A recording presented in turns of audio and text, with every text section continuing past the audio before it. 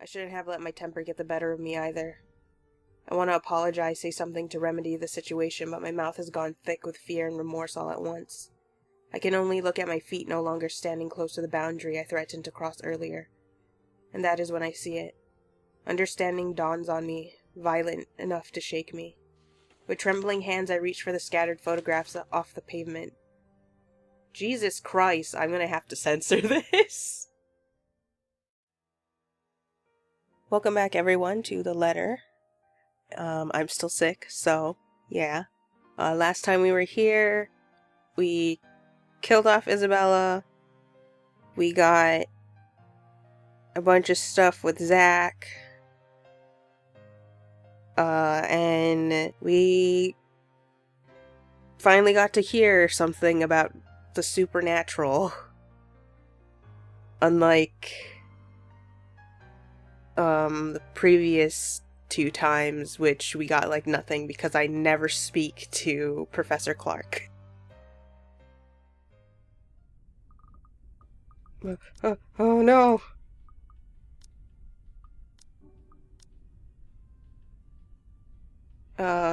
Why is it gotta do new text in like a black screen? All thoughts of an overactive imagination playing tricks on a flu-addled mind, and the smiles never meant for eyes abandoned, if only for a brief moment.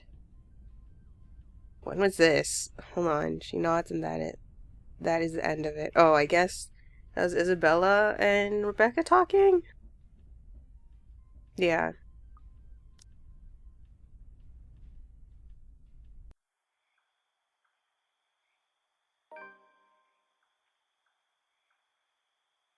It begins normally enough. Isabella, I don't have time for this! Open up! For as normal as shouting outside her room could get this early in the evening. On a Monday, no less. Uh-oh. Right, they said, the police mentioned that they were working, or rather Ash and, Inspector Abigail mentioned working throughout the night. So we get to see what Rebecca sees instead of seeing it through a picture. Oh, this is gonna be awful. On a Monday, no less. This isn't how I want to start my week, but here I am, trying not to make a fool of myself in front of anyone who happens to pass by. I'm not even sure if our landlady's home yet, and I sure hope not. She won't like this ruckus. She doesn't like anything. I don't care. But it's not like we haven't had an argument before. We have, plenty of times.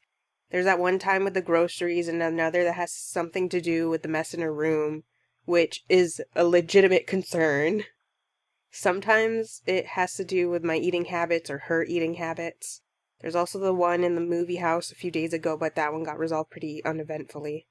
Did it get resolved? I don't think it did.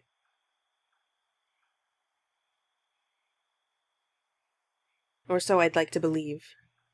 She seemed to be in a good mood when she asked us all out for that little celebratory treat. Anyway, the point is we didn't go through 5 years worth of being friends without having a little argument here and there. Granted, it can get pretty petty at times, but none of them has pushed either of us to end this friendship. Yet. Although most of them does end up with her skulking in her room until I pull her out of it.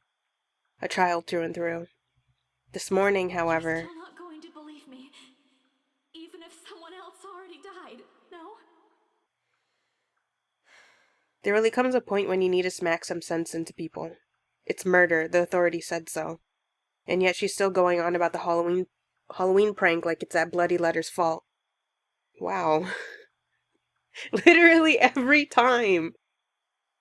There's no concern. It's a piece of paper, Isabella. What can a piece of paper do? Give you a paper cut?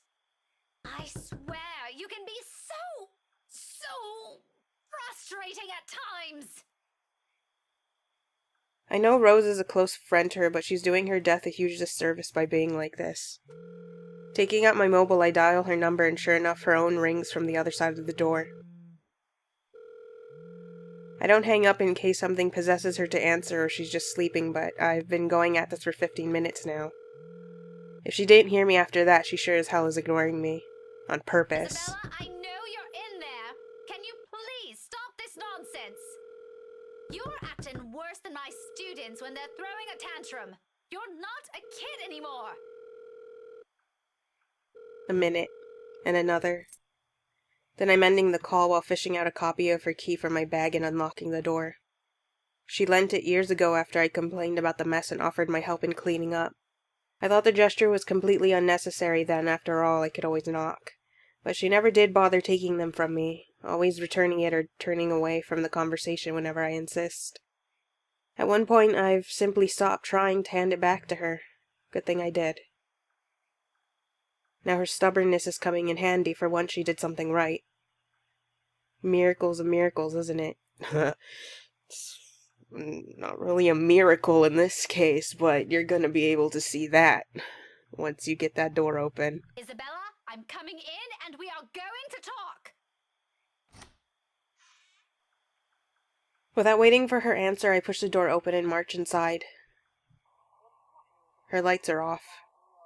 It doesn't look like it. But the telly is running and it merely gives the room a dim glow. I wish they darkened the CG, if they're gonna say that. Because then it wouldn't be as weird looking at this empty chair. Dimmer than it used to be, in fact, mainly due to its age. She bought that set from a secondhand store nearby. It's been with her since she started living here, though she doesn't really watch anything on it. Even on weekends, she doesn't seem to have any use for it. It's just for background noise, so the place wouldn't be as quiet as she's working at home. She told me before how much she misses the clamor of the city, and here in Salem, well, it's just quiet everywhere.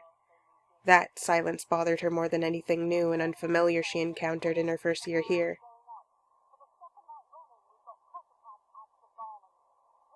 If the rent isn't cheap, she probably would have moved away already. It's an odd side of hers, but there are worse ones. Like when she's moping. Or dead. Wait, what are we talking about? I'm sorry. I find her sitting at her work desk bent over the mess of papers and folders littering the top, nose almost touching the paper she's working on. On one hand, I can make out the silhouette of a stack of empty noodle cups, though I fight the unexpected urge to wrinkle my nose at the sight. How does she not smell the blood? Considering how badly she was mutilated, I guess, I'll just say disemboweled. I mean, that word works, right? Question mark. That would be like that's a lot of blood. I feel like, considering the size of the room, that'd be like one of the first things that you would notice. Her cleaning habits are also the least of my concerns right now. I can reprimand her later for it. But first we talk and put an end to those silly misconceptions she's been feeding her mind. We need to talk about this letter nonsense. She doesn't answer. She doesn't move. She gives me the silent treatment because I won't buy her little horror story. Just the thought of it irks me and prods at my already short temper. And with each second that passes, it grows ever shorter. Isabella, I know you're busy. I'll let you go back to your work once we sort this out. You can't keep going on like this. Still no response, and slowly frustration begins to seep into my tone. Why must you always be so difficult? Then anger. I'm telling you to listen to me. Oh, will you face me? I'm talking to you, Isabella. Get ready. Without warning, I've given her an ample number of those. I'm marching across her room, each of my stride brisk and heavy with purpose when... It's not stepping on the apparent wet mess that forces my whole body to freeze. Rather, it's the sudden smell permeating the air. Bitter, sharp, thick enough that I can almost taste it. My hand hastily goes to cover my nose, but even then the acrid smell still reeks. Like the smell of iron reacting to the skin when rubbed. Like blood. My gaze shifts to Isabella's back, head still bent over her table and moving.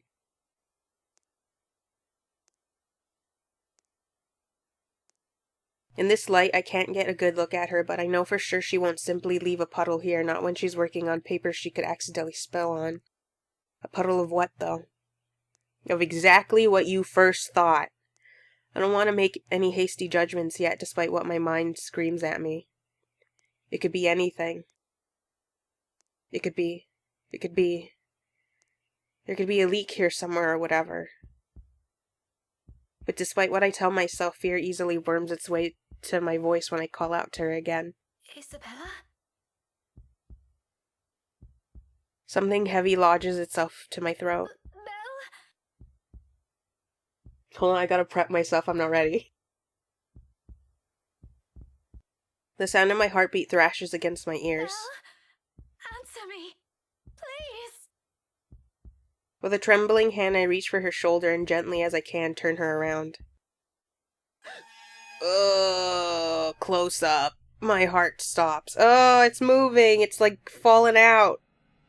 A chill runs down my spine. Every edge, every corner in the room suddenly goes sharp. I can't breathe. And before I know it, my horrified scream ripples through the air.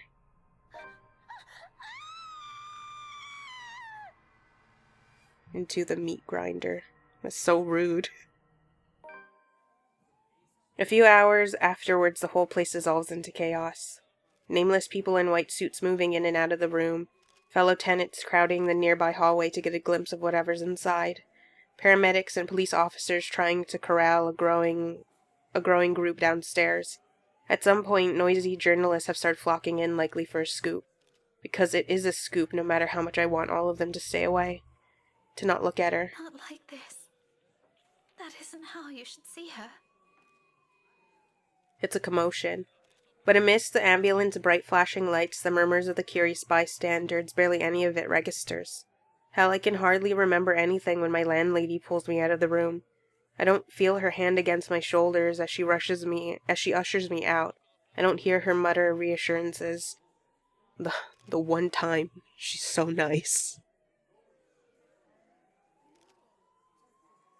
Is it a gentle touch of comfort? How does her voice sound? They all come out empty, each and every one of them falling hollow on my deafened ears. Because she's gone. She's gone. Yet I can't even bring myself to shed a single tear. Much as I will myself, no matter how much I repeat the words in my head, none of it will come out. What's wrong with me? We're friends, aren't we? I should be crying.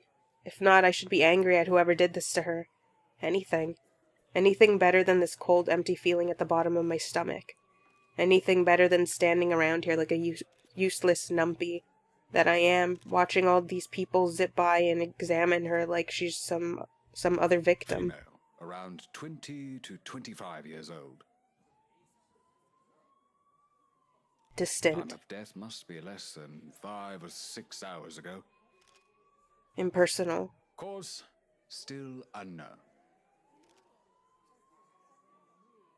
Everything about her now broken down to ruthless statistics. She has a name, damn it. She has friends here. She has a family waiting for her back home. Someone please. Crime scene? Second floor, sir. Just upstairs. Second room after the stairs. Ashton? Hold on a sec. Did you say second room after the stairs? Exactly what I said, sir. CSM should be there to brief you further on the scene. But, if I may, Inspector? You really don't want to see the body right now. Inspector Abigail had to excuse herself for a while after, you know. I'll be the judge of that. Thanks.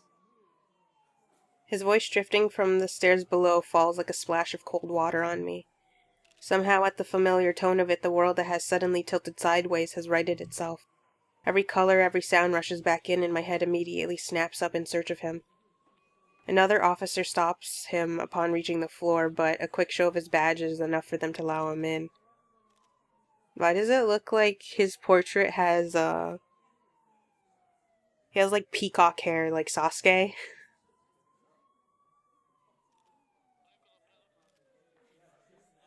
Ashton Frey, police constable.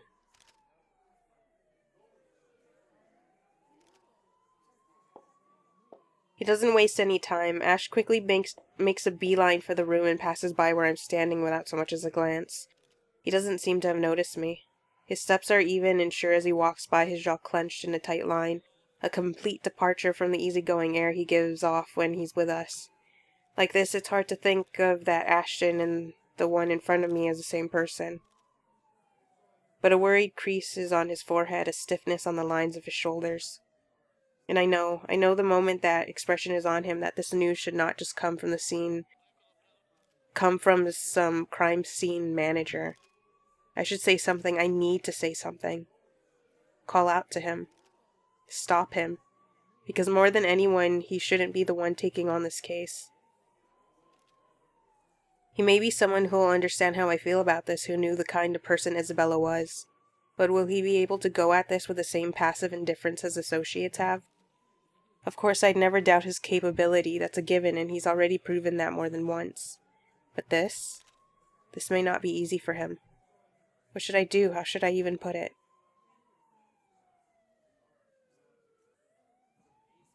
I feel like in this situation, if I were like a cop, it's the face that would mess me up the most. Like, I can't look at the face at all.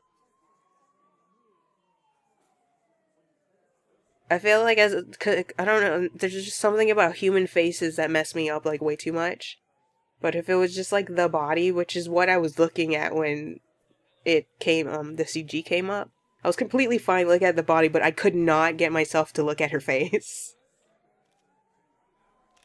Like, if I just look at the body, I feel like I could just pretend it's every time the family would, slaughter like a goat or a cow or something, and I'd just be like, okay, it's fine, it's intestines, it doesn't matter. But I look at that face and nope, I'm gonna upchuck.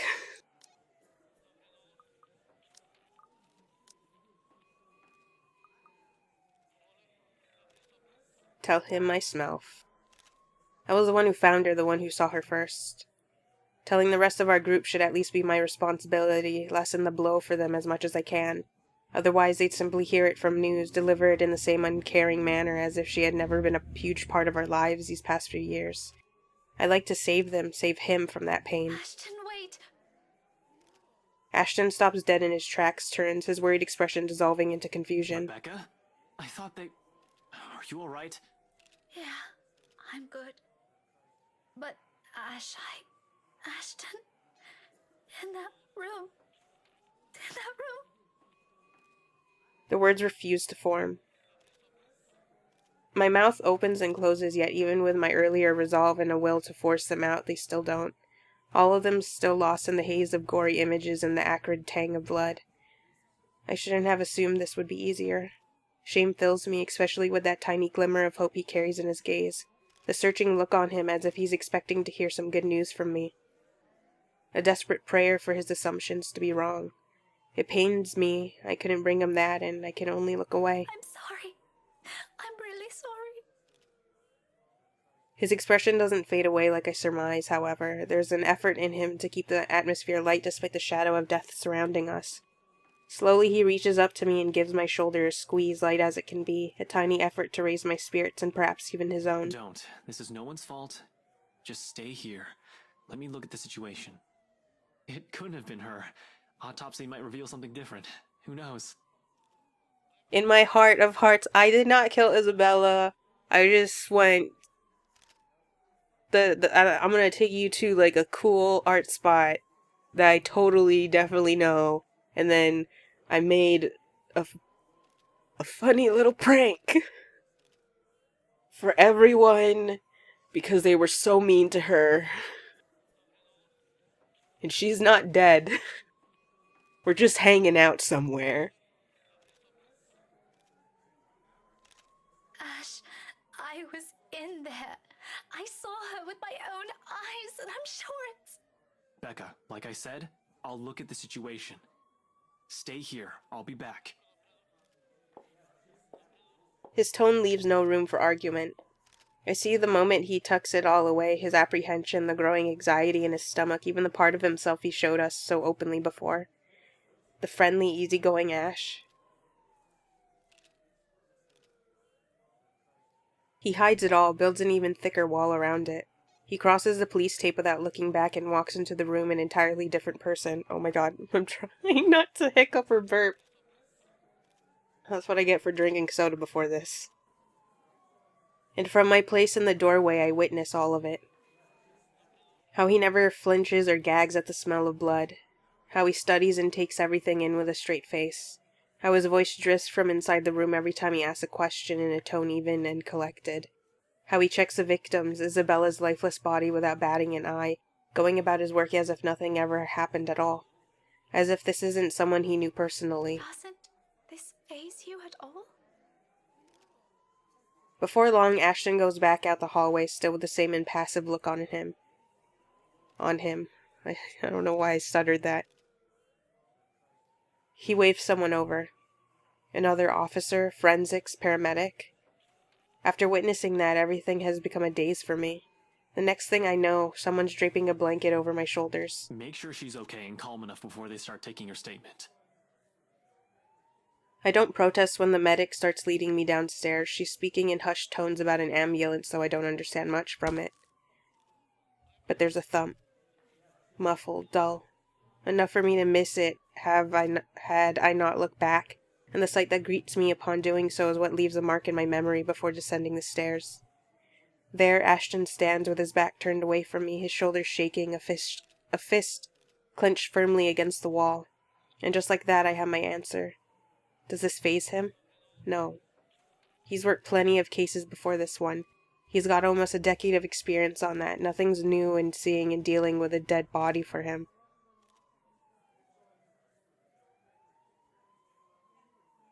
Wait, how old is Ashton again?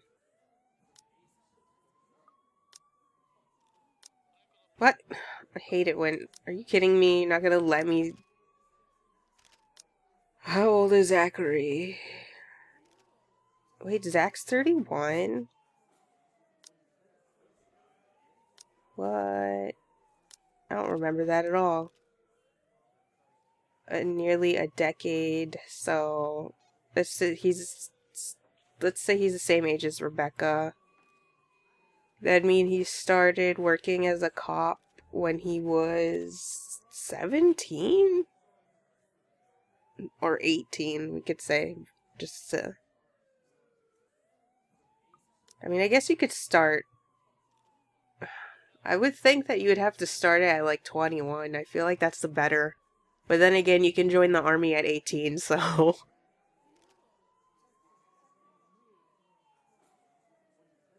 That really is a long time. And he's still very young. But it hurts him. This hurts him more than anything. Things are less busy where the paramedic guides me downstairs. By this time, the entire flat complex has been sealed off from any outsiders, though a considerable number of people have already flocked in front of the building. Reporters, gossips, onlookers. The size of them will probably grow until the important-looking officers clear out from the area. Joy of joys. On the far side of the parking lot, a few officers interview some of the tenants, particularly the ones living closer to us.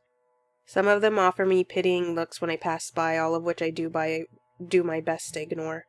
I don't need them. Even the sympathetic smile the medic shoots my way, I return with less enthusiasm.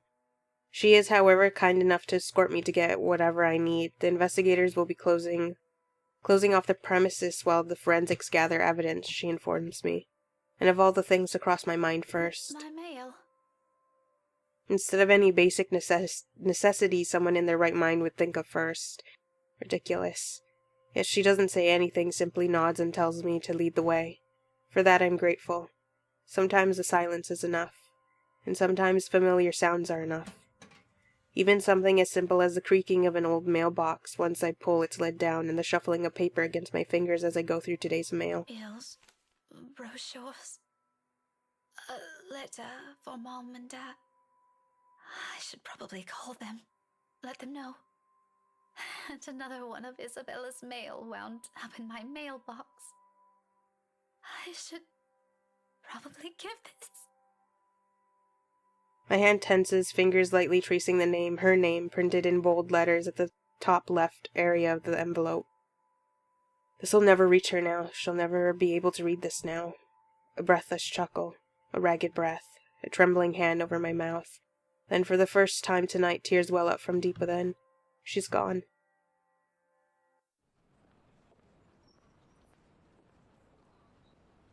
The following morning arrives unlike any other day before it, glaringly bright and clear. The fact that it comes with an extra helping of the usual October weather doesn't help either. Although I appreciate catching a glimpse of an unclouded sky after last week's bout of sickness, the sun is simply shining a little bit too much today. Considering how the world has completely tilted on its axis last night. Too warm, too cheerful, a stark reminder of her, of the kind of person she is. She was. That'll take some getting used to. Everything will take some getting used to. Maybe it might have helped more if her name isn't already on every imaginable local broadsheet and news program. If everything around me doesn't evoke a memory or two. But that isn't how this usually works, does it? Easing into these thoughts, learning to go through a day with that entire person that always used to be there. 5 years may be fleeting, but it's enough time for someone to grow on you, enough time for them to be a significant part of anyone's lives. And it's not just mine, but Ashton's and Zachary's as well. Bloody hell. A fistfight almost broke out between those two just because of this whole thing. Neither was at fault, of course, emotions were high at the time. I left the scene as soon as the investigators were done with their questions, but I wonder if those two are going to be okay. I suppose this is all part of the coping thing. A mess happens, we are left to pick up the pieces after, and not everything is going to be pleasant. It's always about making do of what you have, and if that means getting stuck staying at an inn while the police finish off their investigation, well, there's nothing I can do about that now.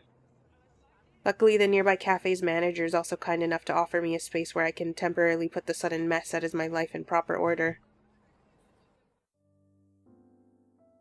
I've been sitting here for a few hours now. The manager gave me the table at the far end corner of the shop, and for the most part I was left alone. She might have something to do about that as well, which I'm also thankful for. Were it not for her, what's left of my morning and the rest of my afternoon might not have gone as uneventful as it did. By sunset, I've already downed a few cups of coffee, informed St. Goretti I'll be taking a leave of absence today, and finished much of the tasks I've got scheduled today. Still pretty productive when everything's taken into account. All that's left for me to deal with is the mail, specifically the letter addressed for Mom and Dad, and the call I have to make because of it. I've been ignoring it the whole day, putting it off for one reason or another. Worried, afraid of what they'll hear in my voice after last night. Of course, it's not like I'm not used to being caught in situations like this or having to deliver news while feeling under the weather. This isn't the first time, after all. Over the years, this has become some sort of tradition because their time in the academy naturally brought with it connections, people from other fields, art, science, business, politics, you name it. Along with it are occasional invitations to parties or some gatherings. This one, though, gives off a much personal vibe. Letters like this usually come from old students, people who've grown fond of my parents, and they in turn treat like children of their own. I've only met a few of them. Most have moved on to become successful in their chosen careers, and little letters like this are their way of expressing gratitude. It's one thing Ma and Dad are proud of. Rightfully so, and I'm happy for them. But there are times I wish they'll remember they have a daughter here. The real one. It's not like they didn't raise me well and provide for me. They did. I wouldn't be where I am now if it weren't for their hard work. And like a dutiful child, I do everything I can to get back. Even if it's as small a thing as letting them know they've got another mail waiting for them. The phone rings for a good minute before someone answers. Mum, her voice is warm as I remember. Becca? Hi, Mum. How's the conference going? Well enough. Until your dad sprained his ankle. Oh no, is it bad? I'm alright. In case anyone in this family cares to listen, I'm alright. Very much alive, darling. And there you have it. He'll be up and walking in a few weeks, don't worry. We're going to have to extend our stay here until it heals, though. Is something the matter? Nothing big. Just that mail arrived for you. I got it last night, but things happened. A lie, thankfully she doesn't notice. Although, if I'm going to be honest, a small part of me yearns for her to do so and ask me about it. But I put down that idea almost as soon as it surfaces. I shouldn't make them fret, they're busy. What does it say? Raise your glasses, give cheers to the good times, blah blah. Becca manners. That isn't how I taught you to read. Sorry. You are cordially...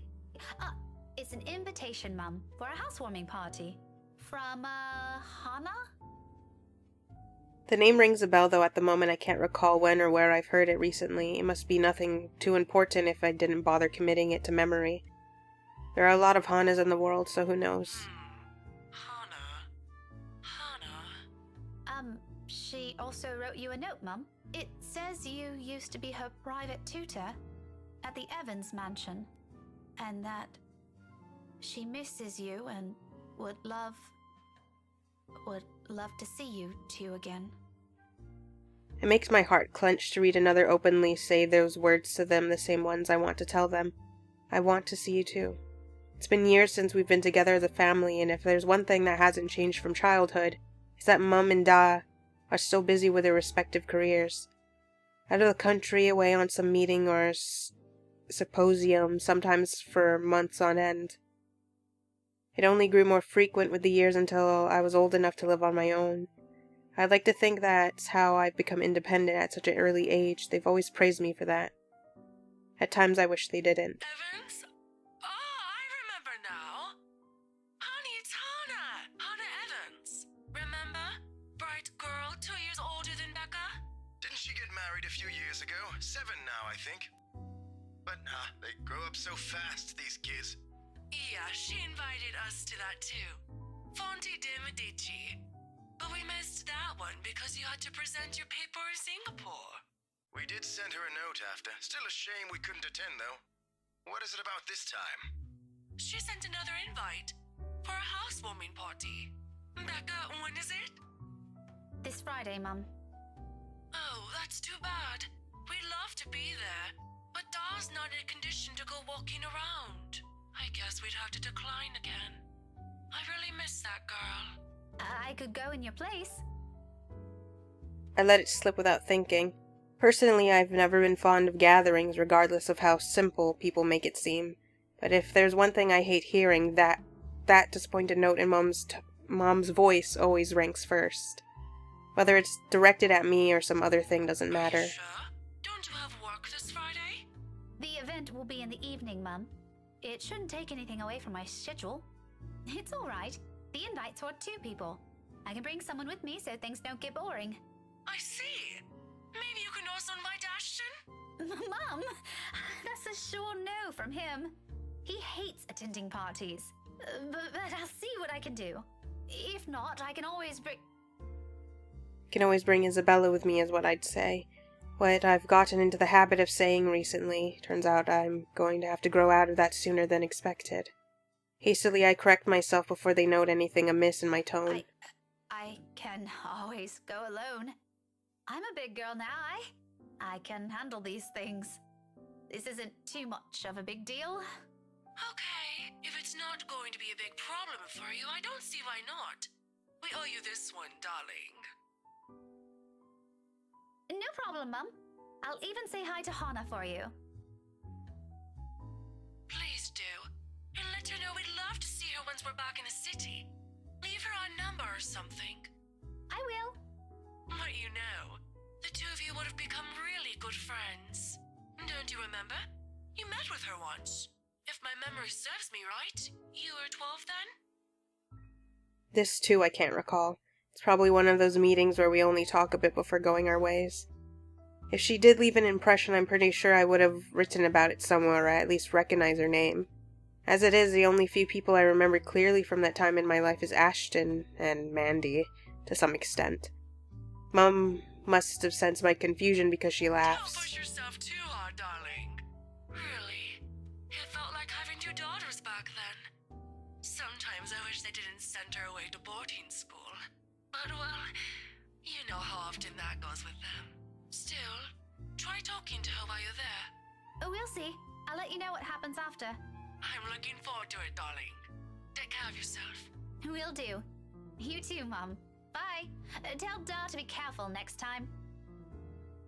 She chuckles then, a hearty one, tender and always light on my ears. She may be a stern teacher, but this is the part of her I love the most. The sound of it still echoes even as our call comes to an abrupt end, bringing with it a memory from so many years ago. When life and responsibilities that accompany adulthood are things far from our minds. If given the chance, I'd love to go back to those. I don't dwell on it, though, shaking it all away almost as soon as the memory forms a clear picture in my head.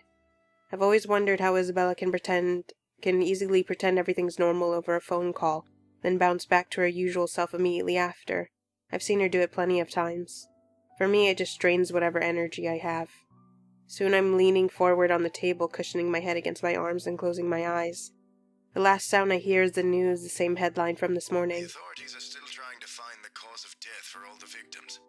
Early investigation revealed most of them were employed under Briar Realty Corporation at the time of death. Meanwhile, BRC has refused to comment on this.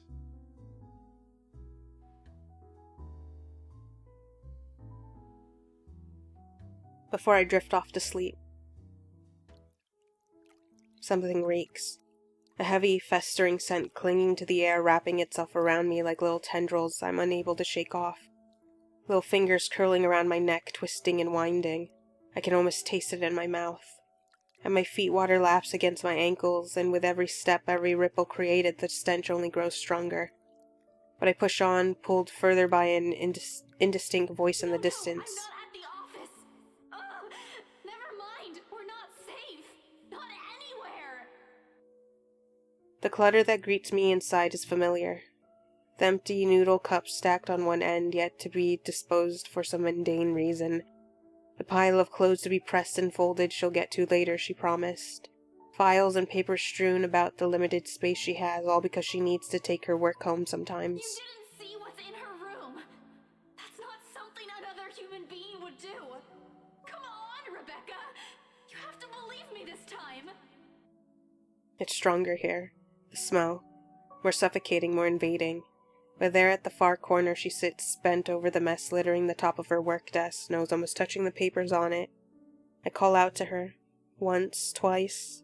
My voice only brimming with anger and frustration. You're still not going to believe me. Even if someone else already died, no? She does not respond. Something heavy lodges itself to my throat. The sound of my heartbeat thrashes against my ears. With a trembling hand I reach for her shoulder and gently, as I can, I turn her around. No. No. I'm sorry. I was not expecting to be shown this for the third time. Wake up, please. Wake up.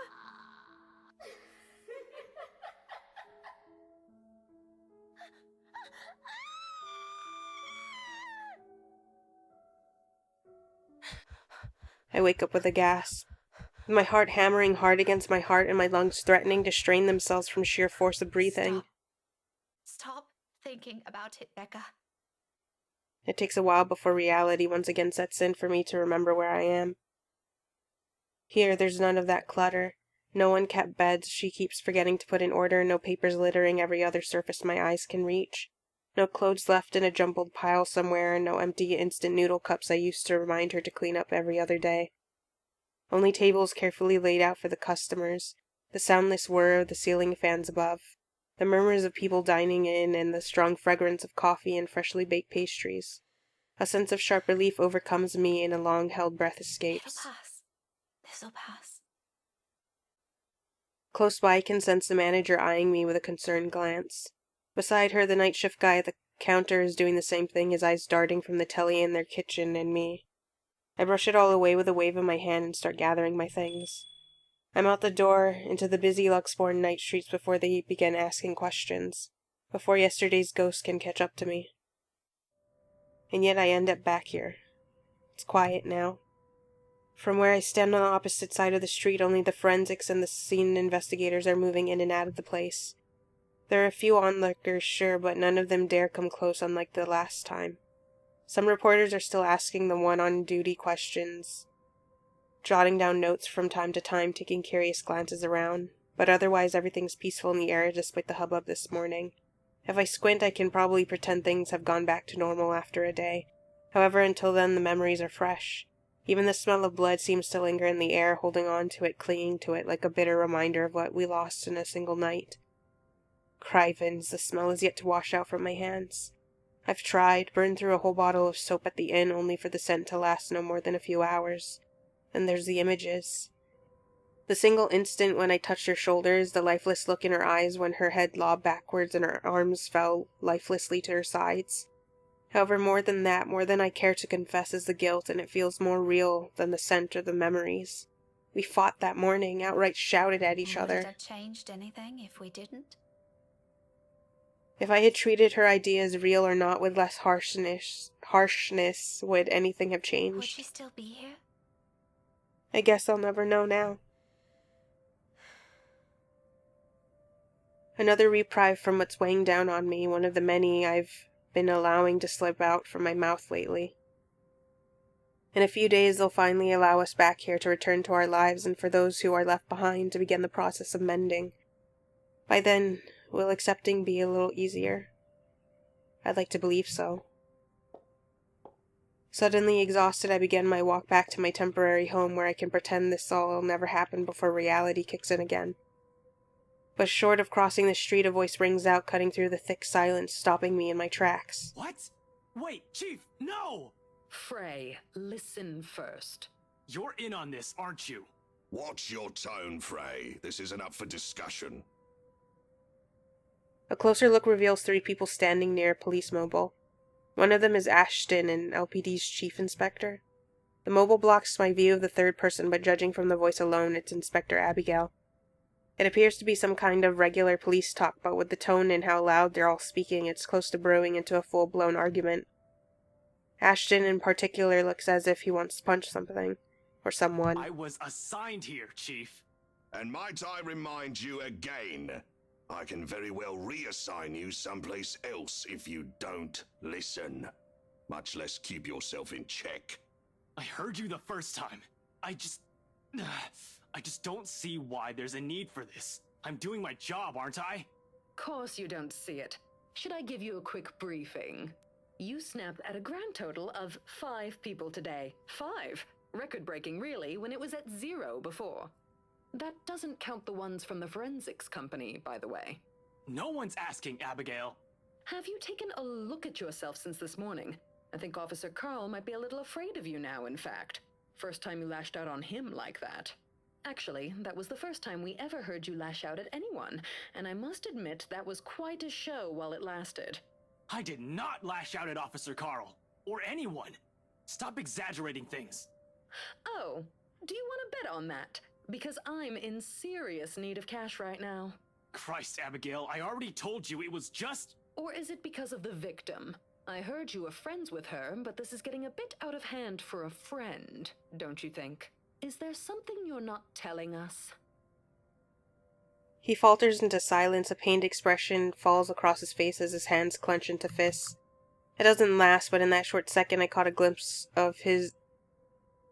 What? I caught a glimpse of what he's been thinking, what's been going through his mind the entire time. Just like the night before in that last glimpse of him with his back turned against me. But to see it up close, so openly displayed in front of the other people, is an entirely different thing. He's never one to let his walls down like that. Now it's falling apart piece by piece without his meaning to. That's none of your business. Oh, no, it is my business, all right? I'm the one running this investigation, and you know how I do everything.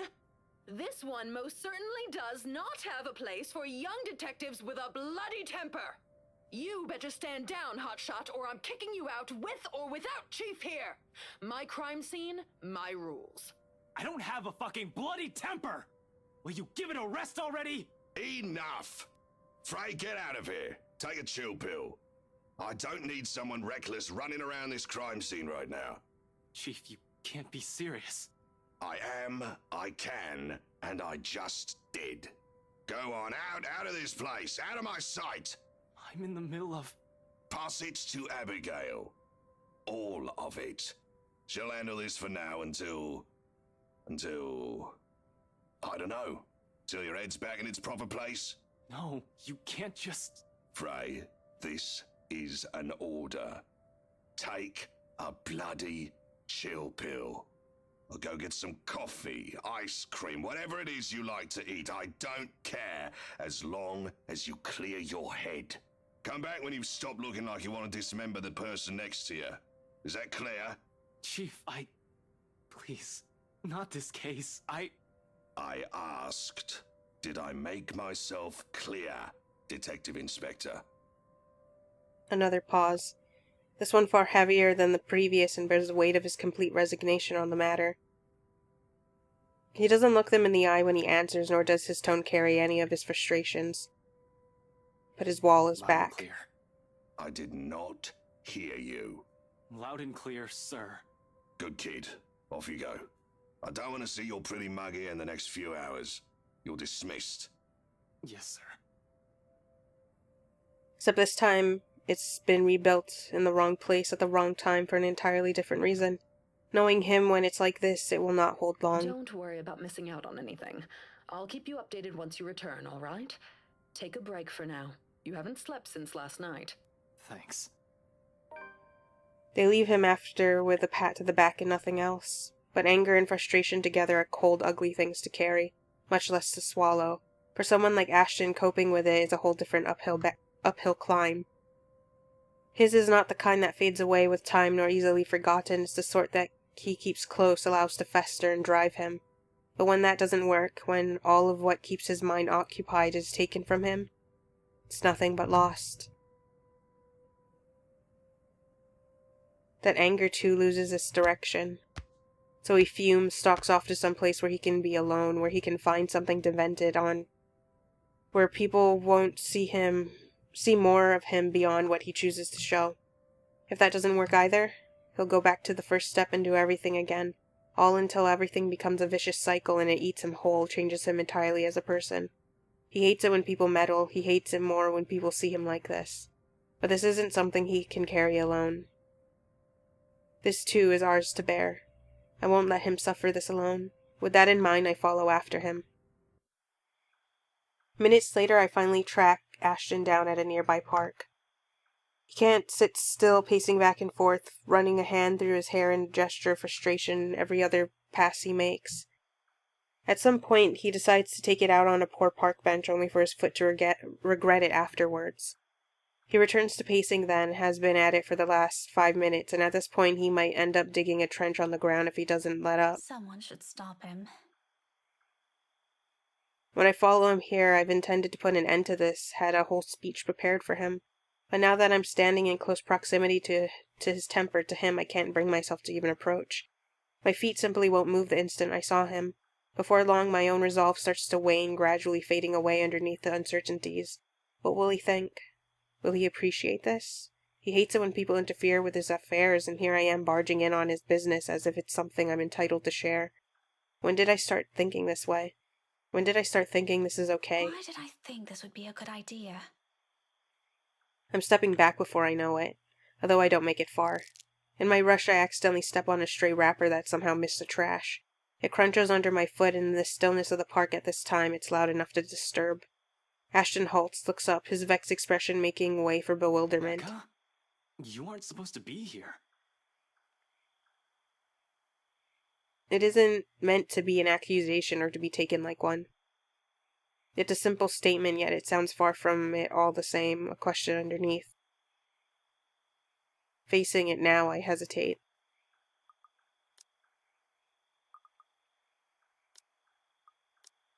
Yeah, so I heard everything. I heard, you know. Direct, straight to the point, as clear-cut and as forthright as I can manage. There's no way out of this, no way out, no way to go but forward and straight into the heart of the problem.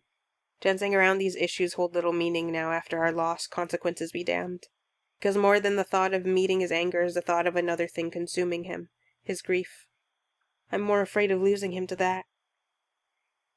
Someone has to reach out before he I strays. have no idea what you're talking about. The chief? Inspector Abigail? Just outside the parking lot? Does any of that ring a bell? I was there, Ash. I heard all of it. Would it have changed anything if you didn't? Don't rub it in.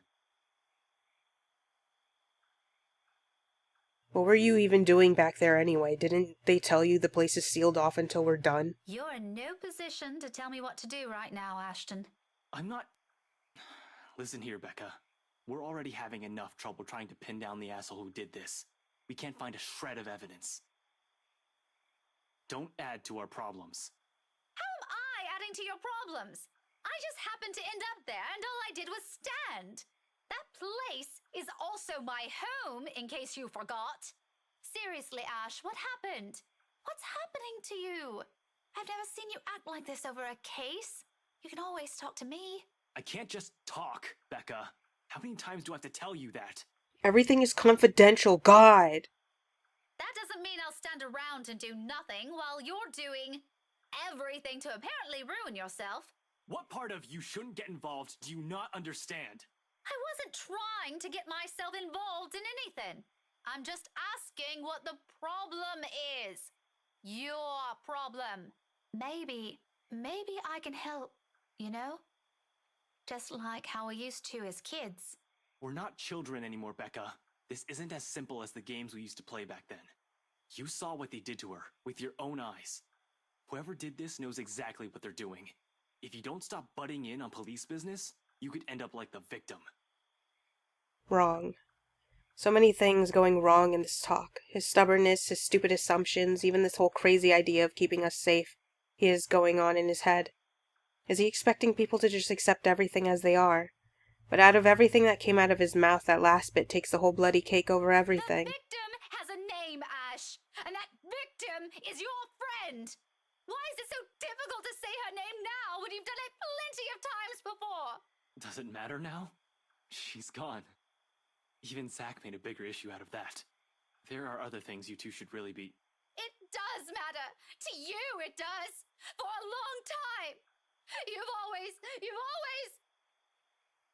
You've always seen her in a different light, far different from the way he'd look at other people, Zachary or me. Always with the tiny gleam in his eyes, the darting glances, and the kind smiles. Little things, little gestures. To others it may seem like nothing, but to him it means the whole world, because it's the only way he can say everything without fumbling or losing his nerves. Right from the very start, and I don't need to ask the why. I've always had an inkling. The thought has always been there, hiding, tucked, and neatly sealed away at the back of my mind, in the same manner he keeps his own secrets close to himself. Which is why when he swallows hard, allows his arms to fall limp to his sides, and shifts his gaze away, there's no jolt, no surprise in me. Just a slow, painful, burning realization of a truth long held. Of feelings never meant to be for me. And yet in the end... Like I said, it doesn't matter. You guys need to understand that whatever I say or do right now, this case isn't going to solve itself. In the end, it's him who cowers from it. You keep on saying case this, case that. But this isn't just about the bloody investigation anymore, is it? Well, you seem to have a better idea what it is. Why don't you lay it all out to me, so I'll understand? Maybe I'm missing something. Because honestly, I don't know what else this could be, other than what we've been telling the press. A fucking homicide case. The victim was murdered, and if you bring up that stupid letter again... Will you quit saying that? But what do you want me to say then? Stop lying to yourself! I'm lying? Becca, look here, No! Enough! Enough with your cool act! I'm having none of it! You listen, and you listen good! Stop this! Stop lying! Stop telling yourself everything and this is normal for you! Because it's not! It never was! It never will be! Rebecca, I think you need to calm down. Stop pretending Isabella no longer equates into all of this just because she's gone! Because that is a big, fat lie coming from you! She matters because it's her! She always did!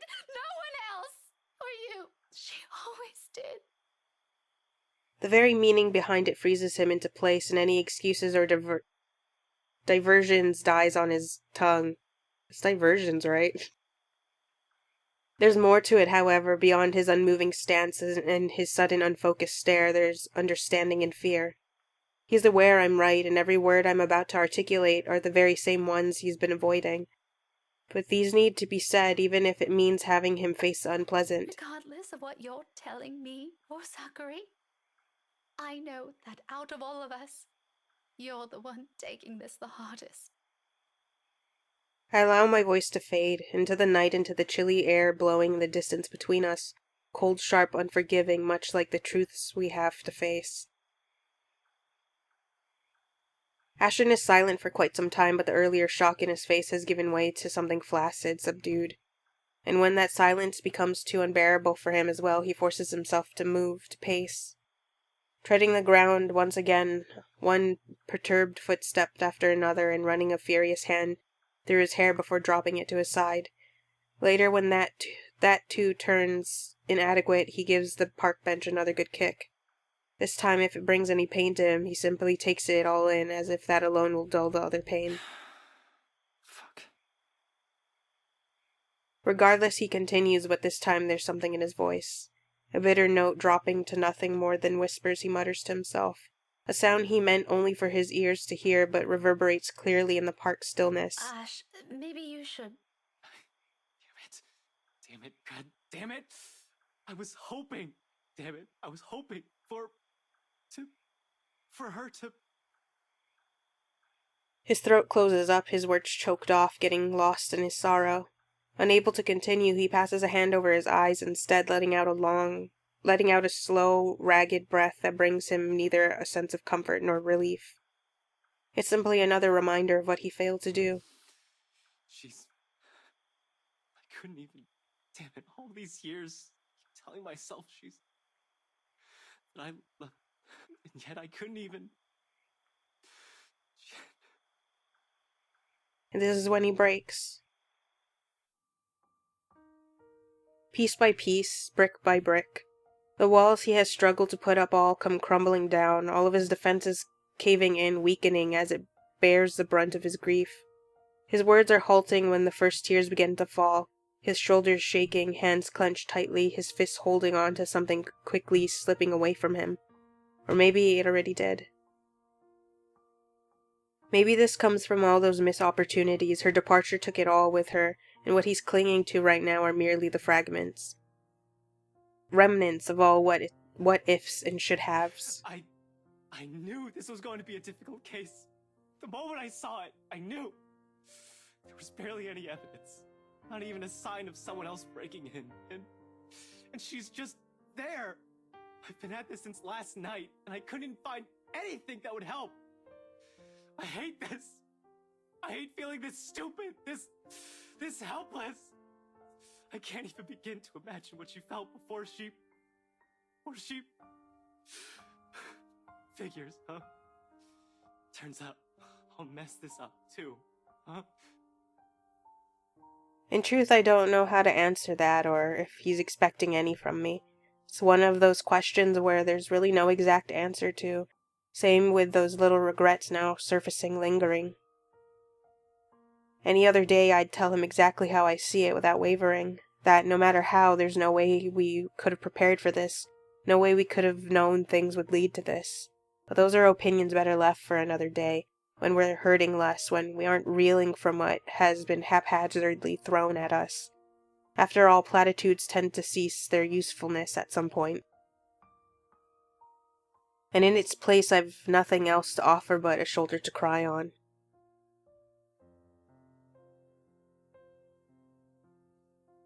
That's literally just all feathers.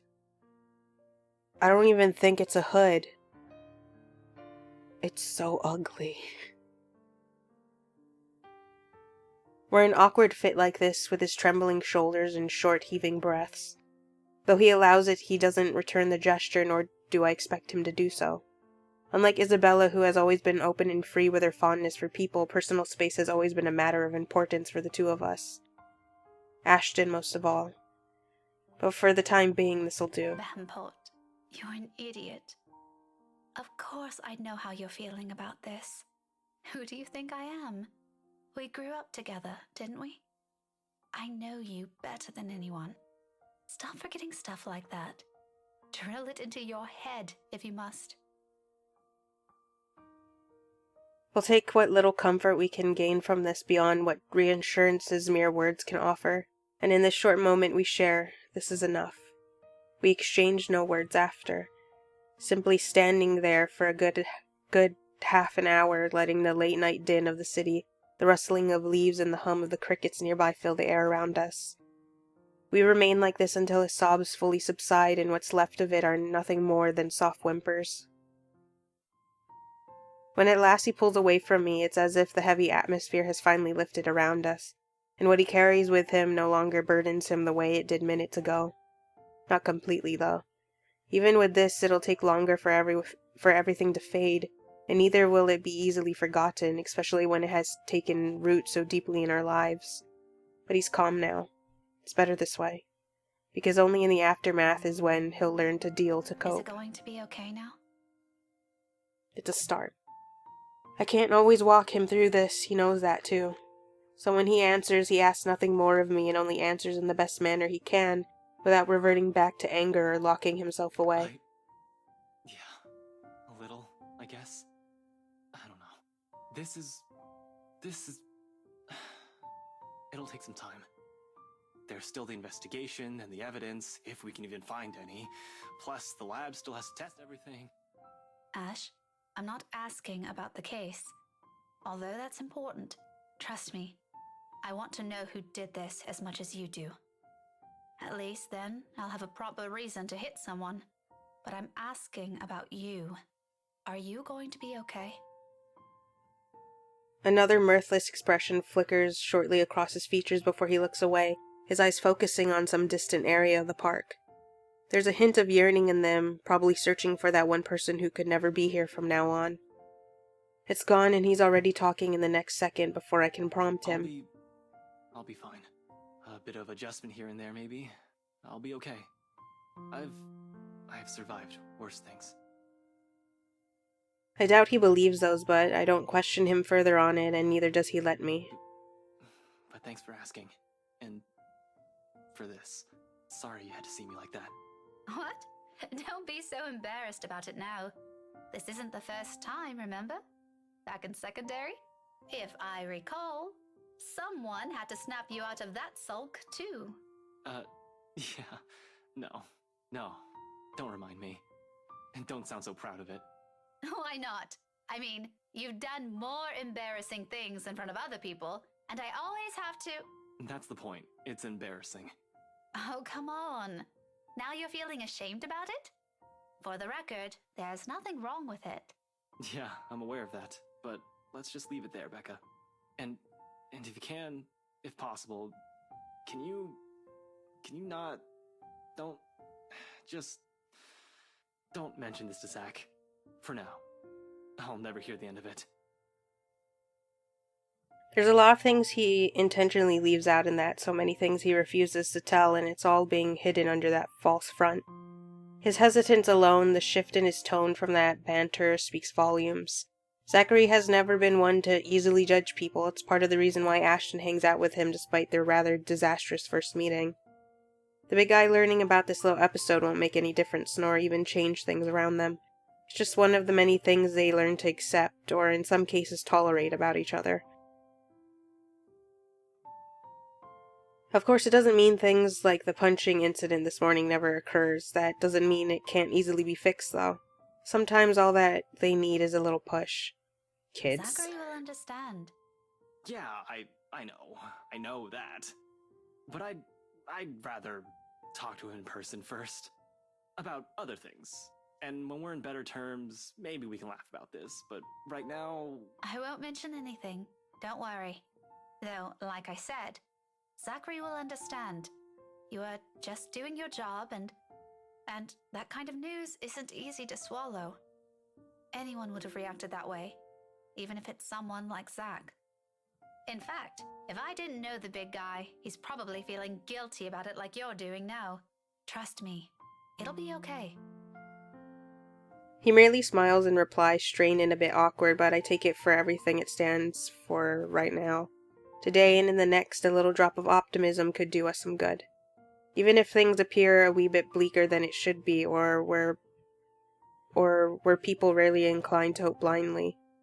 A kind of predisposition has always been Isabella or Zach's department, never for us who sticks to facts and what we see in front of us. But this time, taking a page from their book isn't so bad. What is there left to lose? We don't stay long. The evening might be pleasant and the park offers a peaceful enough place to muse on things, but we have work to do. Both of us. And though Ashton doesn't openly express it, I know he still wishes to be alone after this and mourn in his own way.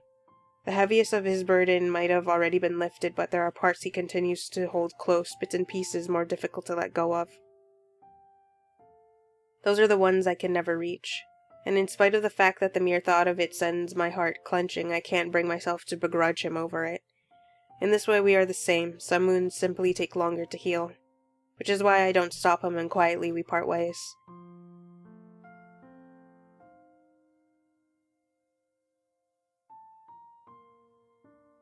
He goes straight off to Salemwell again, only leaving me a small promise to get to the bottom of this while I head back to the city proper, where an unfamiliar room and more awful dreams probably wait for me. And perhaps it's exactly the fear of being left with these thoughts on my own that leads me back to the cafe instead. Delaying the inevitable, they say.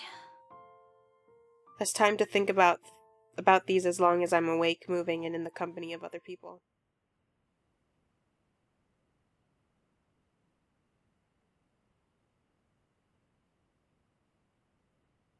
Talking about the stars. We never got around it before, now we've all lost the chance. Even so, I find myself enjoying this despite being told it's only half the experience. The brief lull the past 2 days has offered is nice while it lasted, or as nice as it can get under the shadow of Isabella's recent passing hovering over our heads. There have been no updates from Ashton either, despite his promise. When he breaks his silence, it's only to deliver a short message from LPD allowing Salemwell's tenants to return to their flats tonight. Somehow, with that, it feels like the whole of Luxborn, the whole world even, has at last chosen to move on its own again. Onwards to different, more important things that really matter to general public. Yet, something still lingers. Like an ugly premonition. And as expected, just as things start to settle and a steady rhythm finally worms its way back to my routine, Thursday morning brings further disturbance to the now calm waters. With little ceremony, though still enough to ripple through everything. In retrospect, I really should have seen this coming. Luxborn is a small city, relatively speaking. Compared to, say, London or Glasgow, it's nothing but a tiny mass of land boasting a mere population of 68,000. But those numbers alone are nothing to scoff at when standing in a busy street. And if you pay close enough attention, faces taking the sidewalk or riding the subway will soon grow familiar.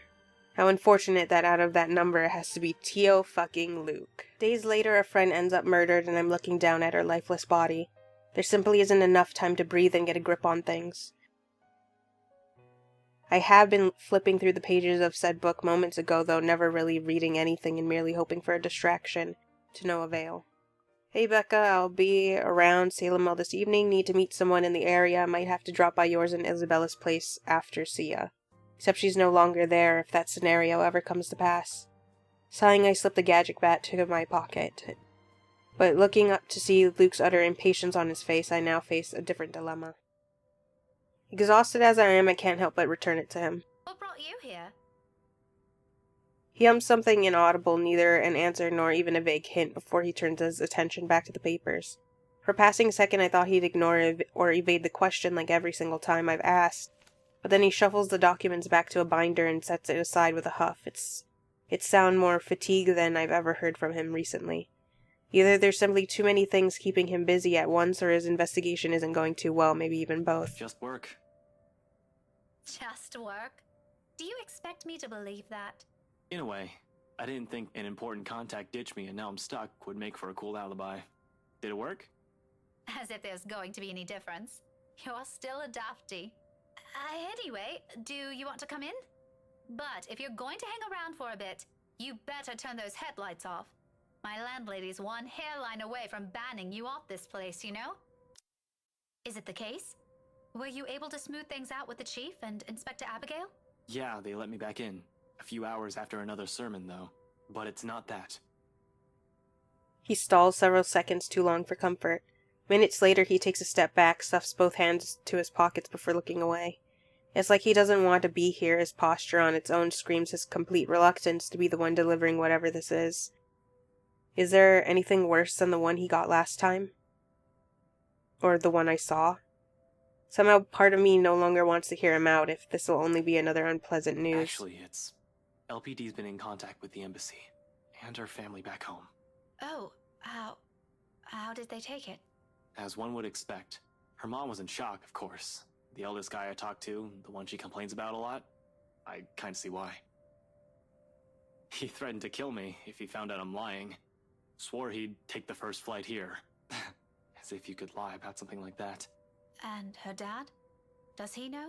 No, I think they're putting it off until he's well enough to take the news. They're already making arrangements with the embassy now. Her aunt's helping out as much as she can, but there's only so much she can do. You should have said a word. Is there something we could help with then? That's why I'm here, actually. They called this afternoon. Asked if we could pack some of her things tomorrow. For shipment. Back home. Silence descends between us as the gravity of his words sinks in. A gut punch, if anything. Suddenly it's all moving too fast. We haven't even come to terms with it, and yet the world is already asking for more. Tomorrow? Isn't that a little... Abrupt? Hasty?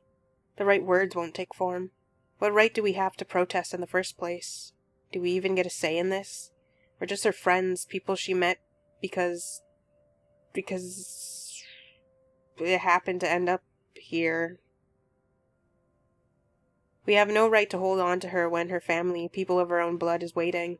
For her, they will always come first. But where does that leave us, then? And what about the case? Don't they want to know who did that to her? Are they just going to leave it like this? I sure hope not. We can't just drop it. I can't let them. The bastard's still out there. Then talk to them. You're part of the team investigating this, right? Too bad we're not going to solve the case in this route.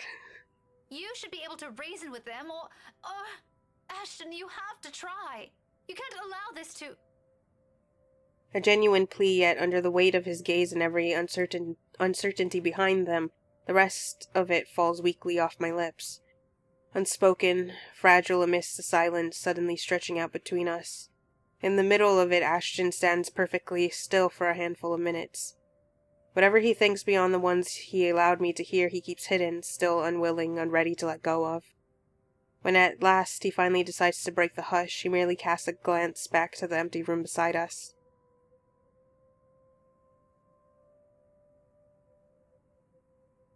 Gone is that somber mood. When he shifts, his casual, friendly air is back. I'll see what I can do. I'll let you know. For tomorrow, I'll try to bring Zach for some extra help. He's been saying some weird stuff lately, but I'm sure he'll help out. See you, Becca. Good night. Ashton squeezes my shoulder light as he can before stepping away and heading straight for the stairs.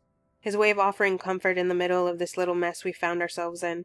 But amidst all of this, a tiny voice at the back of my mind nudges at a memory. Something I've forgotten, and the very reason why I've chosen to return home early. He's made it 4 steps down when realization kicks in and awareness of the envelope I've been holding returns to me. Panic rears before proper words can form or I can think about the situation. Not a second sooner, I'm calling after him. Ashton, wait! He halts 1 foot already down another step when he turns to me, raising an eyebrow in question. Yeah? And of all times, it's in this moment when I falter, the adrenaline from earlier's panic suddenly recedes. All of a sudden, none of the things I've prepared to say will take form, and I'm caught between simply forgetting about this or just blurting it out to him while hoping for the best. Should I even? The night wears on without further incident, despite the great number of thoughts swimming inside my head. Come morning, there's only a hush, a strange sort of stillness unlike the ones greeting me every morn. This one's uneasy, tight with anticipation like a string stretched thin, merely waiting for the proper time to snap. Granted, it doesn't make my day any less pleasant, but the edge is there. It hangs in the hallway, it lingers in Isabella's room, palpable the moment I ease open the door and walk in. The scent of disinfectant greets me upon crossing its threshold. The windows have been left wide open, but it doesn't do much to keep the sterile smell out. The walls and the floors have also been scrubbed clean of the blood after the police were done with it. Yet even with all the efforts they've taken, the stench of death endures. But more than that is the sight of what it has left behind. Posters hanging on the wall, framed photos she keeps on her bedside. I had to do like a double take when I saw the hair from the mermaid.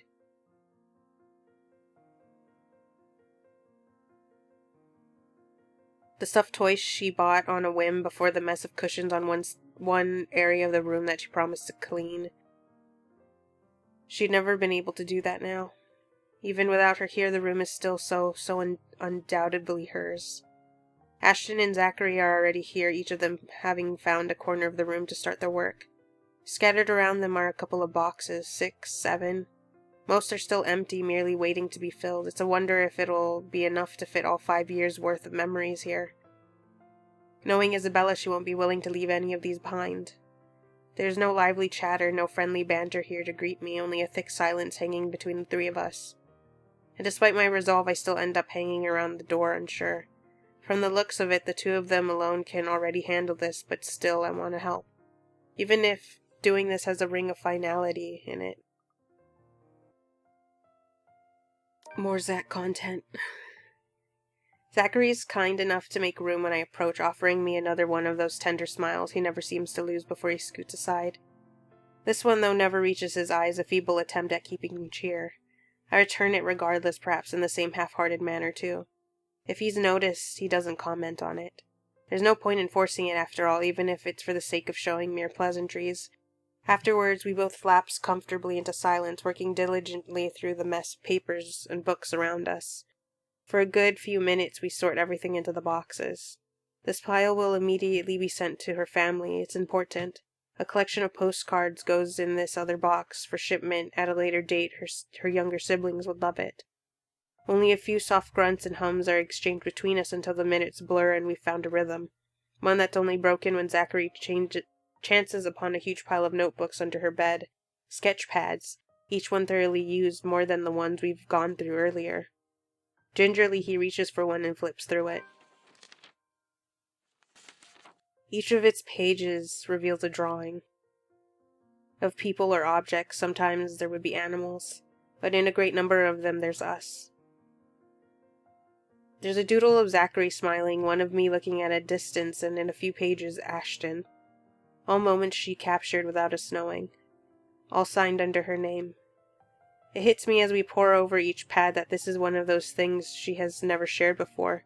In the 5 years I've known her, I've never once seen any of these. Just a thoughtful expression while he turns each page with every care in the world, as if he's holding the most precious thing in his hands right now. In the face of it, my own curiosity wins, put under the guise of passing comment. I've never seen these before. Really? She did mention that she was an art student. She told me she had to quit school and work, but I never knew she was this good. That's alright. I found it by accident too. She didn't want to show me at first. But hey, it's Isabella. All you have to do is bribe her with food. Works every time.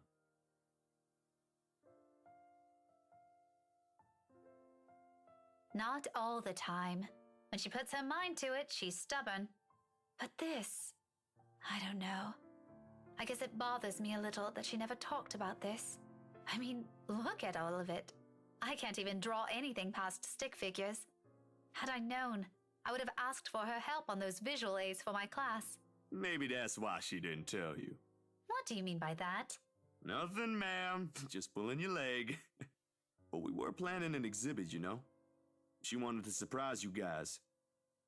It was supposed to happen after the movie and her work with the mansion. I guess that ain't gonna happen now, huh? The mood shifts then. Ever so slightly, utterly unintentional after all the good humor and rapport we've established. Everything's still too fragile right now, too easily broken. It'll take weeks, perhaps even months or years. Perhaps it'll be one for each day she has spent with us. Still, I try, because this isn't how she'd want us to part with her, if this is what it is.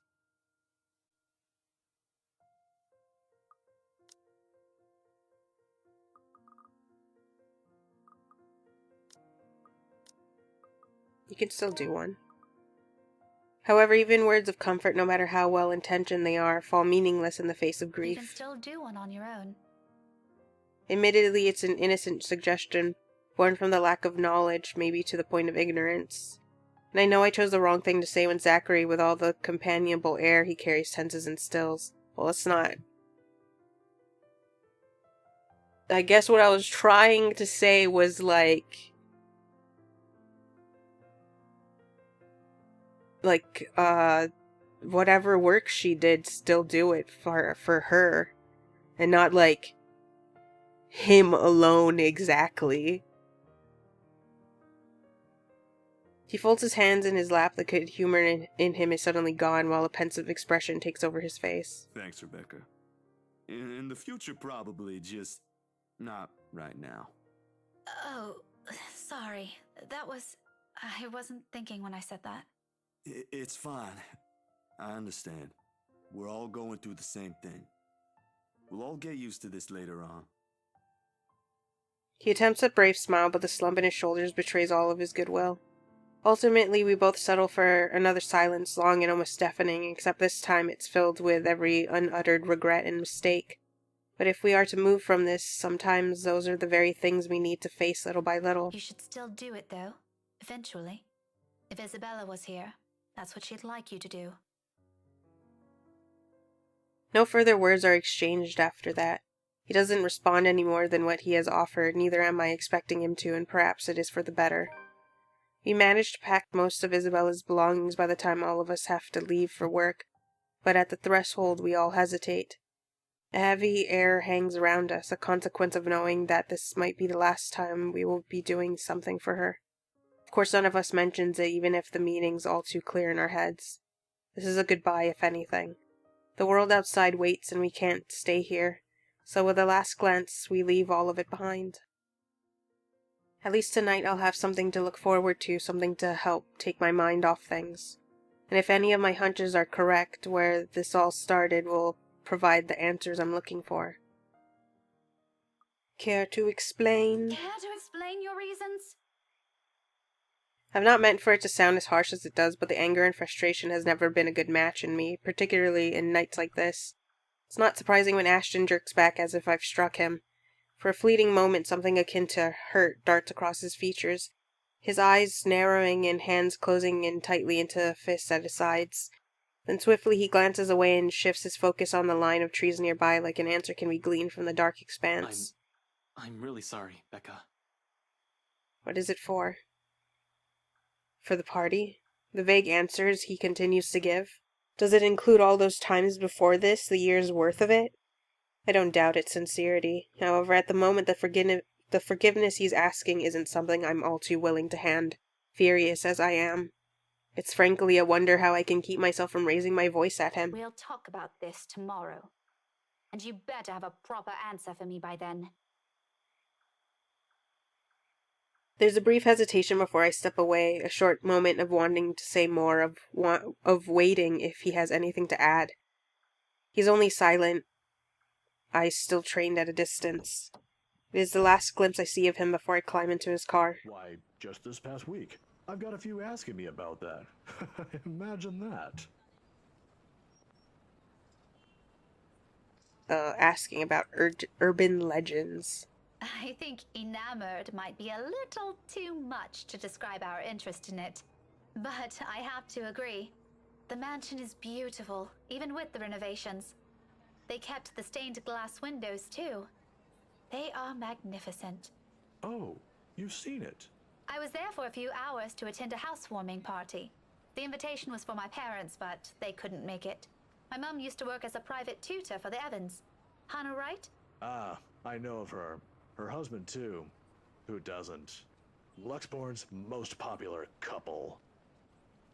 Something falls behind his eyes, the warmth in them suddenly gone, like he's reliving a painful distant memory and seeing it play right in front of him. It disappears as soon as it surfaces, but that look has unsettled something in me. Is something the matter? Nothing much. But you know, you're already like a daughter to me. So if you could, do be careful with the friends you make. Is this about the rights, sir? Just a friendly advice from an old man. Don't think much about it. Anyway, I have to leave now. Can't miss my weekly serving of bear claws. You know, I don't know why people don't just tell her. I mean, it's not like it's a secret that Luke Wright is scum and has done some very shady shit. If Isabella were still with us, what would she say? Would she blame us for not listening? That it cost us a life, her life, for any of us to begin heeding any of it? It all stems from that one moment in the movie house, doesn't it? We could have avoided this had we only taken her warnings to heart. One stupid mistake is all it took to send our normal lives on a downward spiral. Frankly, I'm no longer sure if I'm angry at myself for it, or at the universe for throwing us into this mess. But we can only make do of what little we have, and that's exactly what I'm doing. Going here might not be the right decision, but it's a start. A good start. I'm alive, I'm safe. This isn't the end yet. Don't want to get my hopes up, but it's still something. If Isabella were watching us right now, I'm sure she'd feel the same. She'd be rooting for us, even. Wherever this'll lead us to is a victory on its own. Now all that's left is to find the others, the rest of us trapped in this bloody nightmare. Right on cue, as if in answer to my previous thoughts, my mobile phone lets out a beep. I mentioned it, didn't I? Wait, what is it? It's a necessity I've grown to deal with. It's already become a part of me no matter how much I loathe doing it. Oh, stretching the truth? I saw an old friend and I thought I'd catch up. Didn't really notice how long our chat got. You know what they say about time flying when you're having fun, and Lloyd is a fun guy. She doesn't look convinced at all. Although she's the very picture of someone who's at least willing to listen, her glare effectively takes a good 20 off my current years. I feel like a kid again being reprimanded by my junior high teacher for sleeping in class. But getting away with that is easier than with this one. It's a thing with someone you've been friends with for so long. They're the ones who know you inside out. Good grades wouldn't be enough for Rebecca to let this whole thing slide. So, this Lloyd is a friend of yours who was at the party? Yeah, we go way back in the police academy. Though you wouldn't have met him. See, he mostly deals with teenagers and gets into a lot of messy stuff and... Cut the shite. You're not a very good storyteller, Ash. Don't try to make up a character just so that you can lie to me. Why did I ever think this is a good idea? Although I'm not making those people up, only twisting the facts. For someone who's already angry beyond reason, everything will sound like an excuse. I'm not making stuff up. I did have a college mate named Lloyd. I think you would have liked him. You're both Scottish. He used to hang out a lot with Joey and Rashid, but they went off to work in London. Bunch of good guys. I should really ask if they're swinging by Lux anytime soon. That doesn't make things any better. You were there because I invited you, and you just up and turned your nose from me. You might as well have disappeared completely for all you cared. Just say you don't want to talk about it instead of lying to my face. I do feel guilty still. We've already been down this road. This is something I've done so repeatedly in the past. Something she's heard from me more times than all of my fingers could count.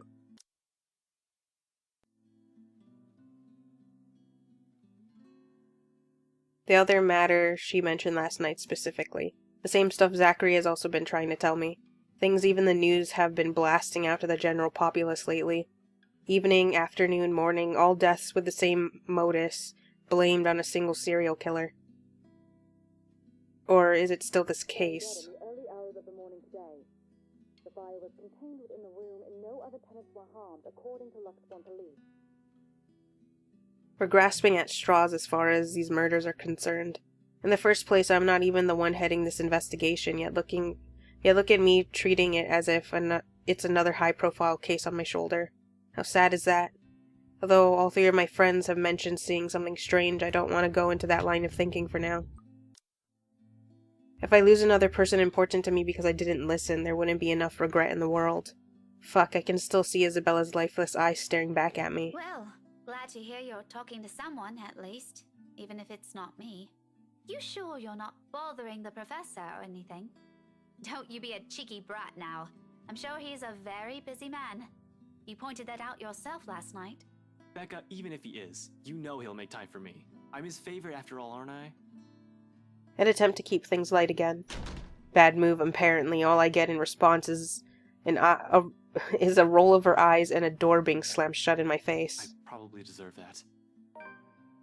We'll just have to fix this some other time. By then her temper's sure to have cooled off significantly. Hopefully. For now, I can't laze around. Gonna attend to things that matter more. Find Professor Clark, deliver the bad news. Oh. I'll also drop by Zach's, check on him, hear what he has to say. He also read that damn letter.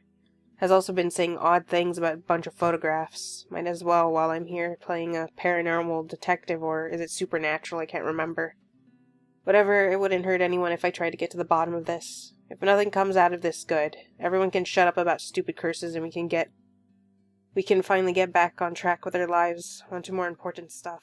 Some people are just hard to forget, and I understand that now. It's not like another death. Yours or even his will bring back my wife.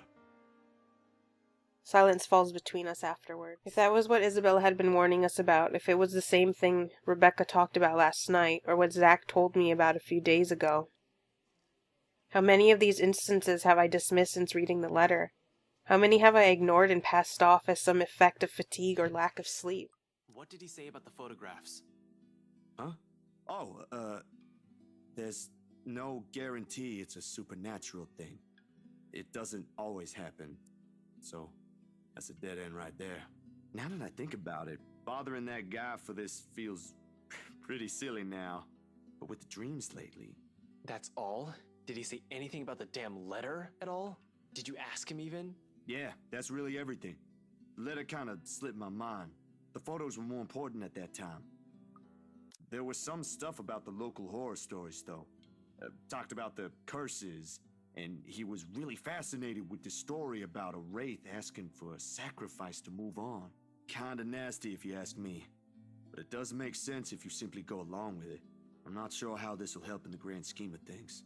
Why are you asking about this anyway? As expected, as we go through this, Zach starts to look at me like I've grown a second head. Yeah, I would too, if there was ever a universe where I was standing in front of myself. Because even as a child, I never believed in ghost stories.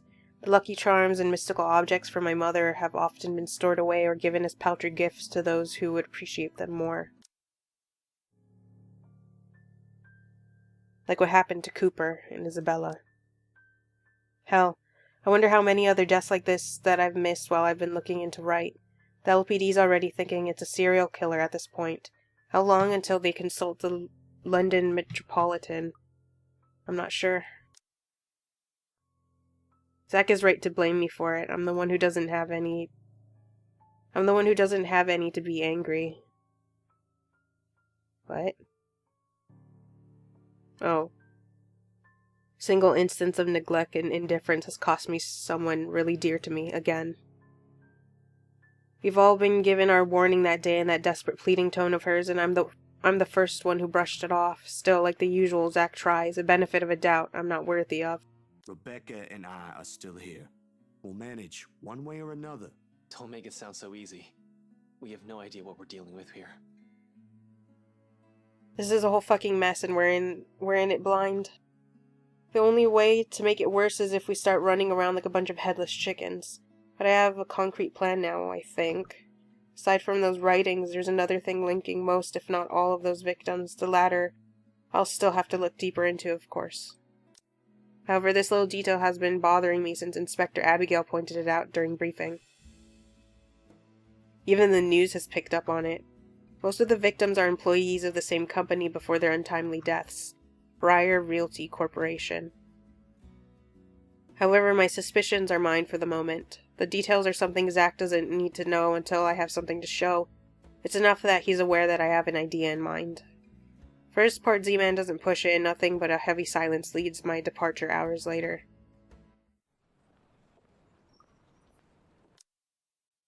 Not that one.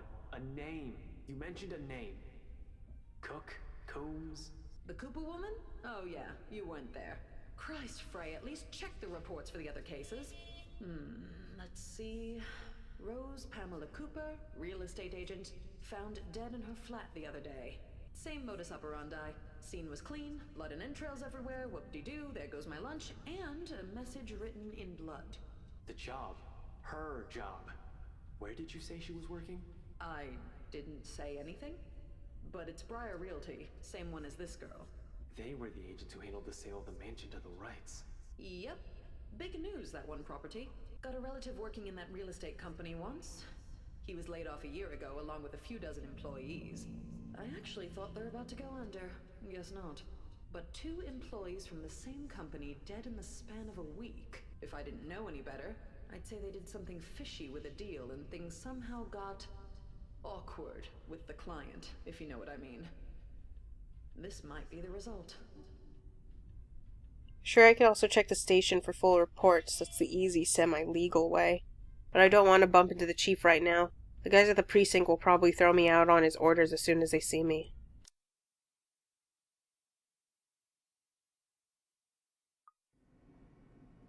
Best thing that can come out of this is that Isabella was right all along. Worst case scenario, I find evidence that would implicate BRC or Luke Wright in a crime, and my meddling, if I'm not careful enough, makes it inadmissible in court. Though I'll be honest, I strongly prefer losing my job or facing Wright over some spirit or ghost or whatever it is. I could always work around the problem with the former, fighting off a phantom. How does one even do that? Do guns even work with them? Searching for what I need would be a whole lot easier if Isabella were here. Maybe she'd even tell me more about the sudden layoffs. She had always been... Focus, Frey. There's no point in whining or dwelling any longer on it. That's why I'm here in the first place. Without her, I'll just have to do this old-fashioned way. I'm a detective, aren't I? Besides, the longer I take here, the riskier the situation becomes. Brushing it all off, I immediately get to work. On the far wall of the main workspace, plaques labeled most of the doors for easy identification. Zach's probably right.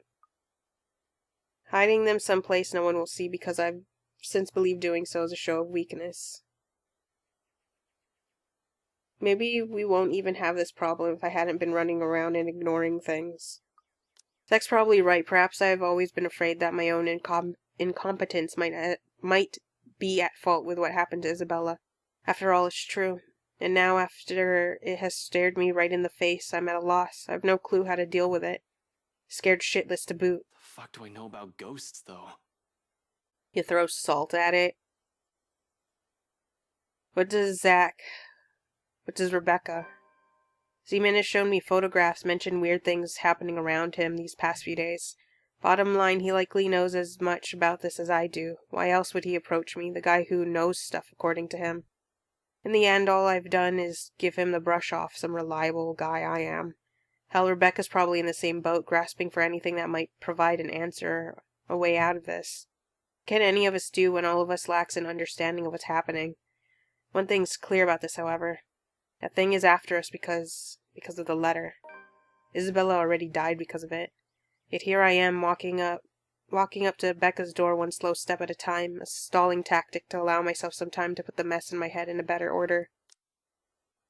These past years, it seems the only one she has been able to easily forgive was Isabella. I kind of wish she was here to help me talk to her. The last one I don't have the heart to remove yet. Other people will probably say I keep too few friends when they chance on this. To some extent, it's true. Can easily name about 100 people I've been acquainted with through the years. Colleagues, blockmates from uni, neighbors, those sort of people. They all come and go. But these three have chosen to stay for some reason, without wanting or asking for anything. I've already lost one. A phone call may be the least comforting thing at the moment. Honestly, I prefer being in the same room with them right now, but I'll take what I can get. Becca first.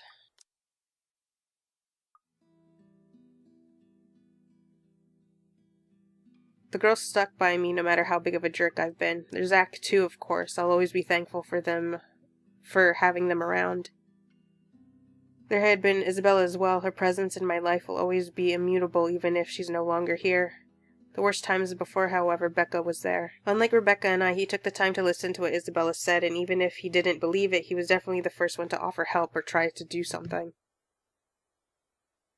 If he ends up trouble doing whatever it is to help me, I'm going to... Well, I can't be rash, I'm aware of that. Been running the same reminder in my head since last night. But if something happens, I'm certain my reaction won't be pretty. The added guilt for those times I've repeatedly dismissed him will surely haunt me. Yo, Zach, call me back, alright? I wanted to check in and, yeah, just please call me back. It's usually a joke between us when I say he's the Watson to my Sherlock.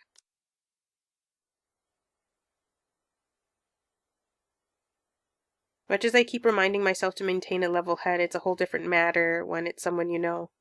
Isabella's death has proven that.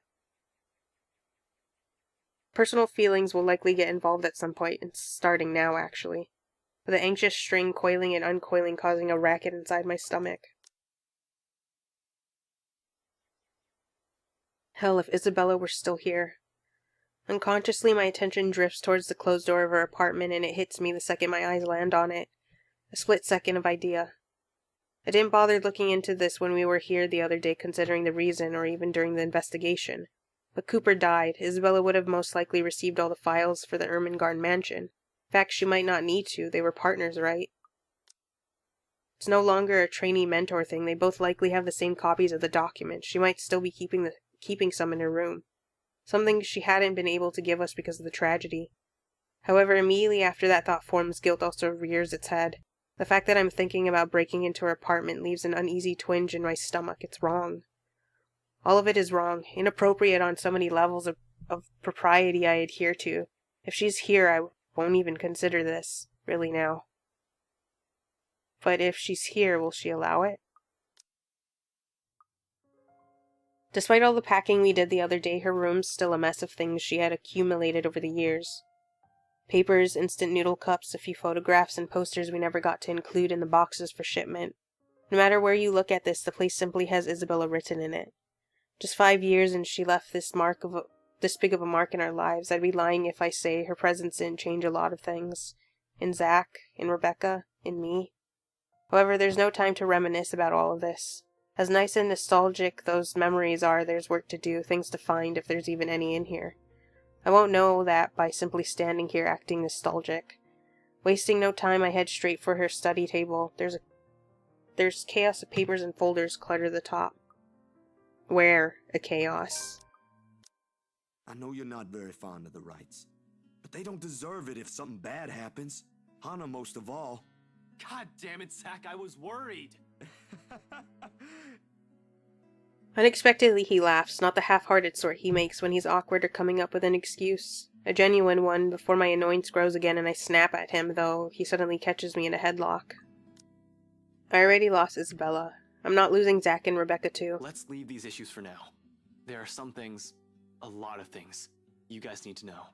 Well, if this is gonna be long, you better get a quick remedy for that arm. Let me fetch you one. That marks the end of it. At least for the time being. And as soon as Zach returns and hands Rebecca the remedy he promised, we get straight down to business.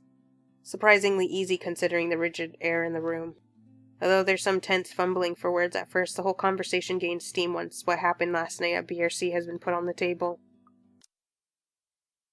Shouldn't we look into the mansion too? That's where the letter came from. That's where she came from.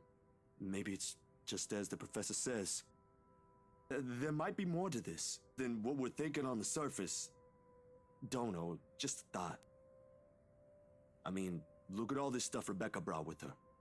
Apparently our teachers have been lying to us all these years. So who knows? But how does the mansion equate into all of this? How does the letter Isabella found does? It's very awkward phrasing. Will bringing the letter back there fix everything? No. If I'm going to go by what Andrew told Zach, the connection between the letter and the mansion's curse may run deeper than what we've initially thought. That stupid paper might be at the heart of this for some reason. We won't be able to figure that out without looking into the other. Fuck. How do I? The mansion's a private property now. Can't just waltz in there. I'd rather die before I even think of begging Wright to let me in and investigate.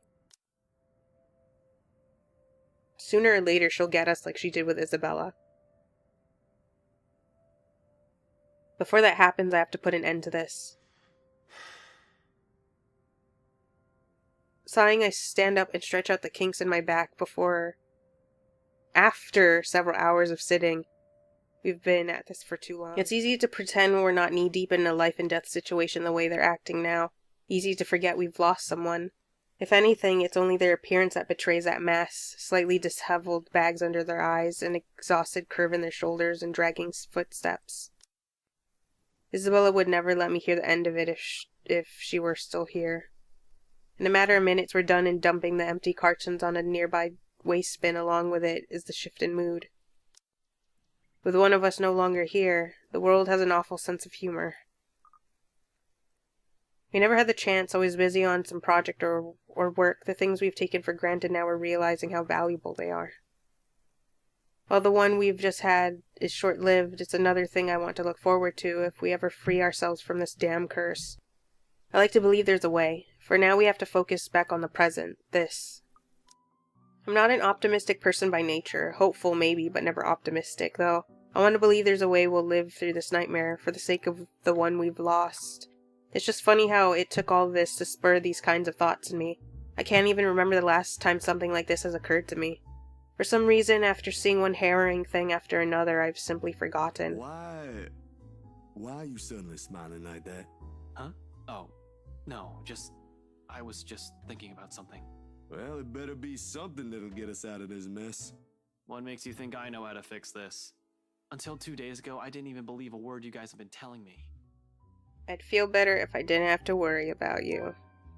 There are only two ways this will end. I agree with him and take him with me, or I agree with him and drop the idea altogether.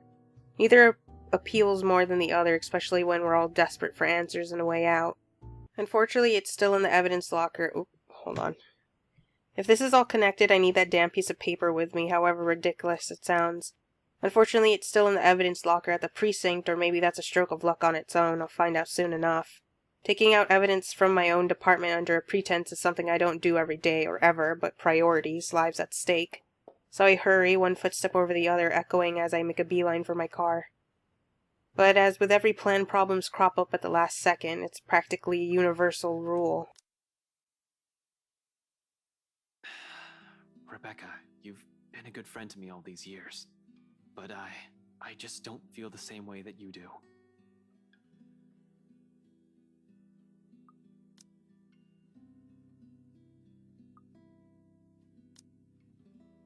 It takes all of my willpower to force myself to even look at her. For sure there will be hurt. Maybe she'll even be angry and I don't hold it against her.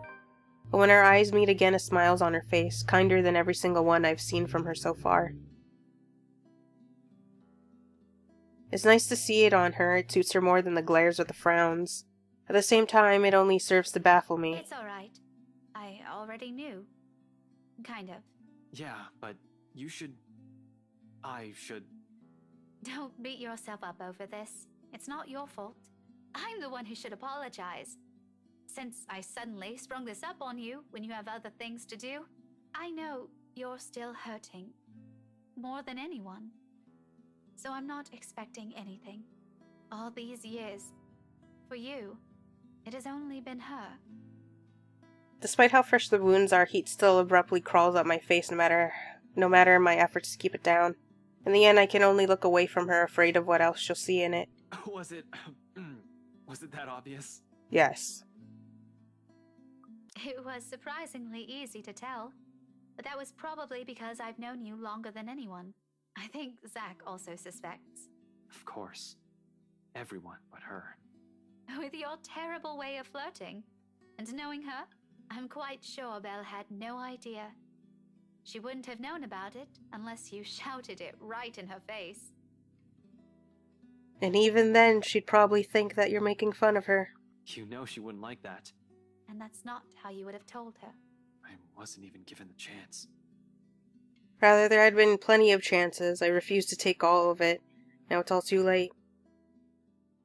A pensive mood overcomes us. For a long minute we stand there silent, simply remembering our loss. With it, however, the awkward atmosphere lifts at last. There's only that camaraderie we've shared since meeting in that classroom 17 years ago. Anyway, thanks for hearing me out. I won't keep you long. I know you have things to do. I just thought I should let you know. And now that you've given me an answer, I guess I can finally let this whole thing go, huh? Just promise me you'll be careful, alright? She doesn't wait for an answer. Instead, she gives me a push, and with a force only heavy enough to throw me off balance. Caught unawares by the gesture, for a few moments I fight for purchase against my car's trunk, bracing my hand on its smooth surface. When I look up with a string of reprimands ready on the tip of my tongue, Rebecca's already halfway through the parking lot. There's a small skip in her steps, while the breeze carries the light tune she's whistling.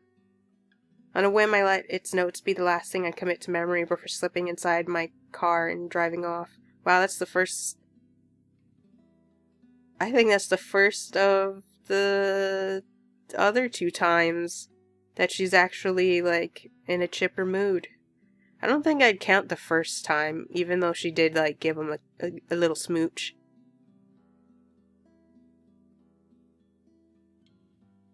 Sounds like a new beginning, more than anything, despite the person no longer with us. If she can hear this, she'll tell me it's another reason to be optimistic. And it is. The wind has already picked up upon my arrival at the precinct. Oh, and this is not something I can skip. Somewhere the faint sound of thunder booms filtering even through the concrete walls of my workplace. Though sparsely manned around this hour, the on-duty officer's lively chatter easily fills the room. Some coax me into joining them when I pass by, but all of it has been turned down in favor of rushing straight to the evidence area. To the evidence locker. Normally, taking evidence out is a tedious process, however, being one of the people in charge of investigating Isabella's murders...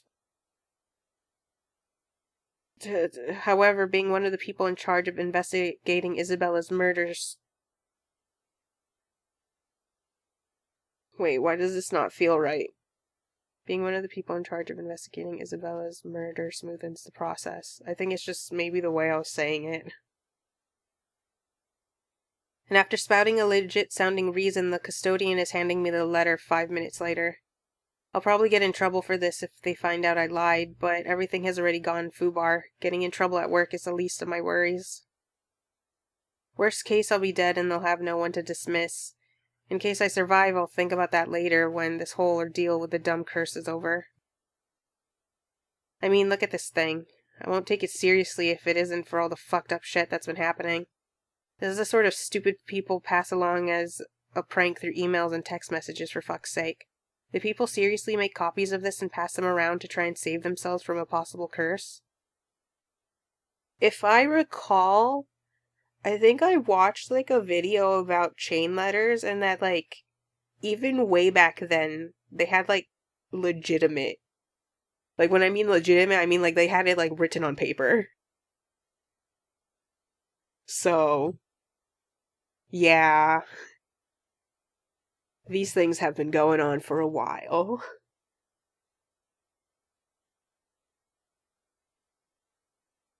That's to be expected, especially in, like, back then. They were way more superstitious than people are now. That's an inane logic that could be garnered from the fact that there are multiple victims. Was Isabella not saved because she had simply shown us this one instead of sending 5 different ones? That's so dumb. You expect me to copy this? Bitch, I showed it. It's the same thing. What sort of selfish person would even endanger 5 other people just to save their own skin? More importantly, what does this have to do with the mansion? There will be time for answers later. I've wasted enough time here. Quickly, I stuff the letter into my pocket and head back to my car. Within 10 minutes, I'm driving out of Luxbourne and heading straight for Ansem Village. In the distance, flashes of lightning light up the horizon, white and sharp against the black curtain of the night. Thunder threatens with a rumble seconds later, echoing long across the heavens. And with one last roar, the skies open in earnest. Oh my god! I just remembered Marianne's dead. Ugh,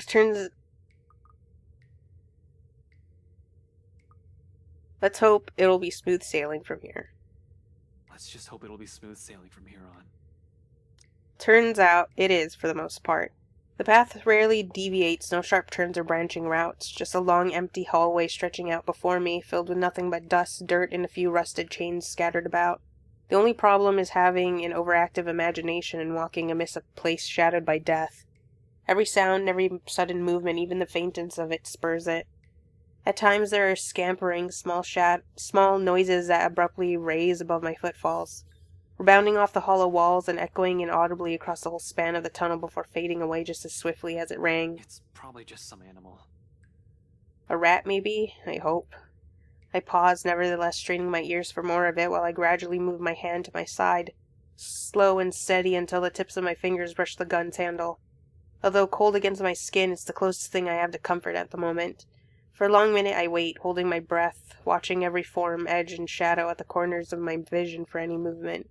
After a heartbeat and nothing, I allow the tension to ease out of me in the form of a low, slow exhale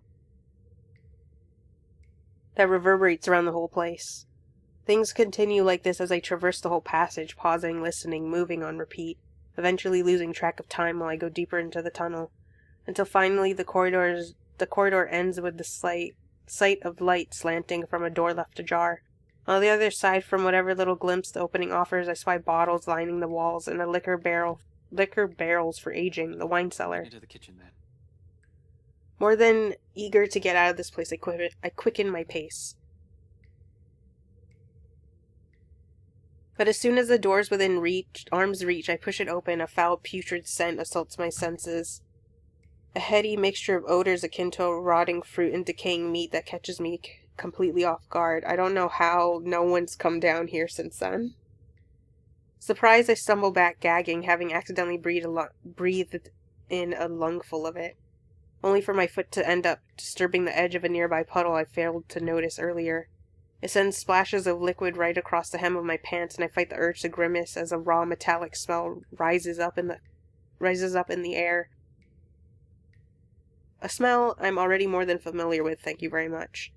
That doesn't mean I have to like it.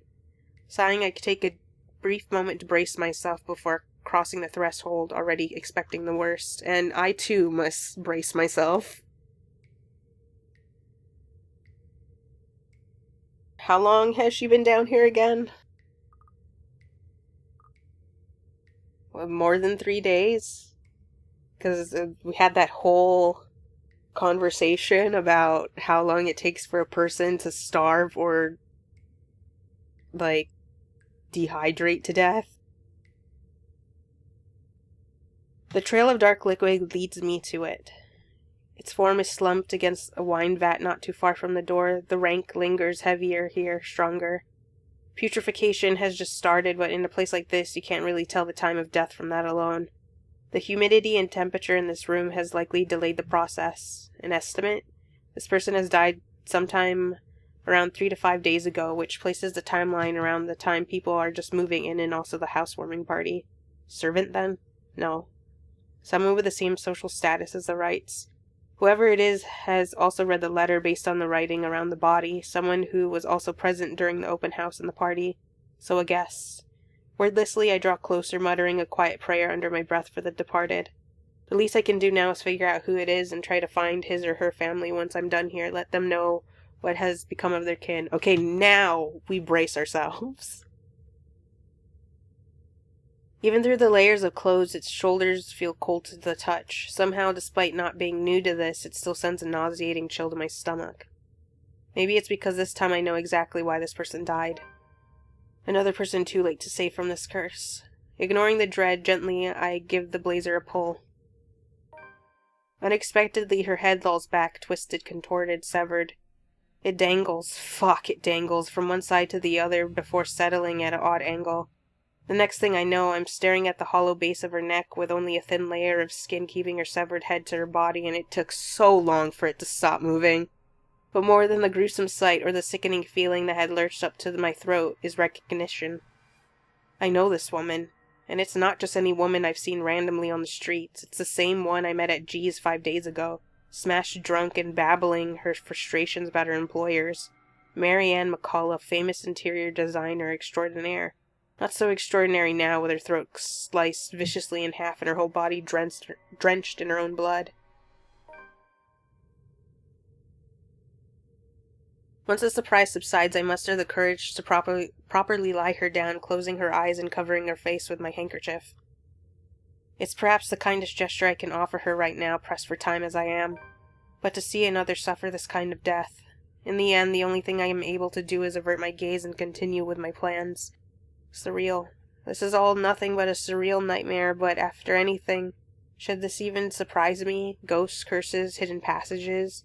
Can't even bring myself to vocally question anything anymore, in spite of a number of them already swimming inside my head. As a kid, I used to crave for this kind of adventure. The stuff of mystery and detective novels, daring chases, interesting cases to solve, suspects to put behind bars, justice to serve.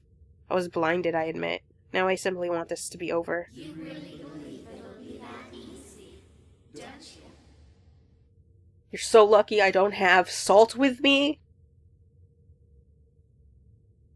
I pause mid-step, confused. Warily I look around, searching wildly for the source. A long minute passes. No one speaks again. Breathing out a sigh of relief, I simply continue, this time treading lightly, careful not to make a sound. Up ahead, I can already glimpse a set of stairs that must lead to the kitchen. Getting unnoticed in the wine cellar is not a problem, but if someone's upstairs when I pop up, well, to say it'll be complicated might be a little of an understatement, especially if that butler is in there. If I get caught, no one else will be able to fix this. See? So full of yourself, aren't you? It's not full of myself. Nobody else believes it's a fucking ghost either, you stupid idiot. You stupid ass ghost. Don't try to gaslight me. This time I'm sure. There's really a voice. Well, voices. Despite standing only a few paces away from the exit, I find myself stopping and looking for it. Searching the immediate surrounding for the familiar form of the woman, I don't even have to venture too far from where I'm standing. Just an arm's length away from me a mirror stands, and from it, they speak. All singing the same mocking tune against my ear, letting it echo throughout the small undercroft. Murmurs and laughters, jeering, scoffing, deriding, lacing venom into every crevice in my head, taunting me. Look at you, mouthing off like some hero. You can't even fix your own silly little problems. You haven't really changed, have you? Useless. Pathetic. You're wrong. My mistake lies in this first instance I've answered. The very second denial has slipped from my mouth, their words have also seeped into my heart, allowing it to prod at and rouse my temper. Despite knowing they are merely doing this to goad me, each word, each syllable trickled into me, spurring the guilt I hope I've long buried. Are we? Or is that simply what you've been telling yourself all this time? Something to make yourself feel better, perhaps? What about Isabella? She warned you, didn't she? And you think you deserved even an ounce of her love? Did you think this'll bring her back? You can't even save her. You can't even do anything for her. Someone's dead because of you. You're the one who took that letter off Isabella's hand that day. You're the one who opened it. How does it feel, I wonder? To know you're responsible for all of this. For their deaths.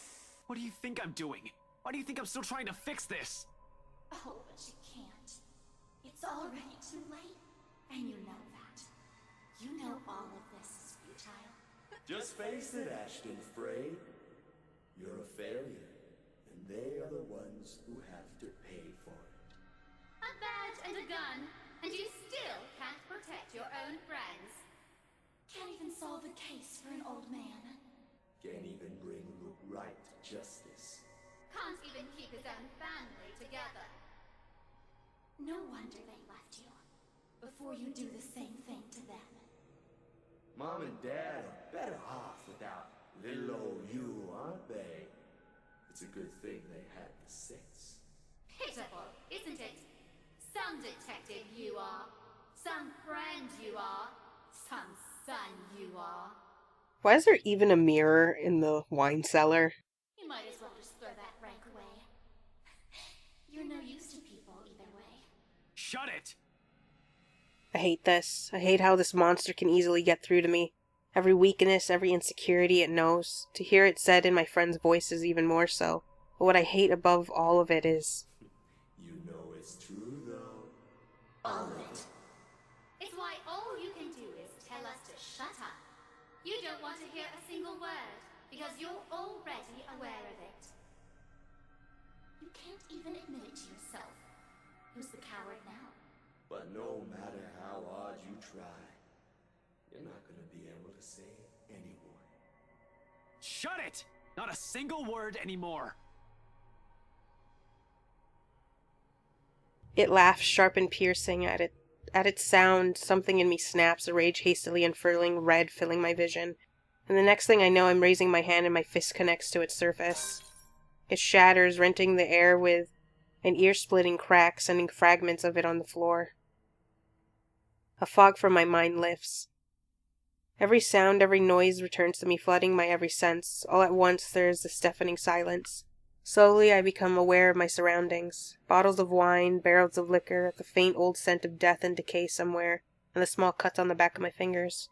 Blood drips from each digit, trailing down my wrist until it disappears behind my sleeve, or falls to the floor, not too deep, negligible even.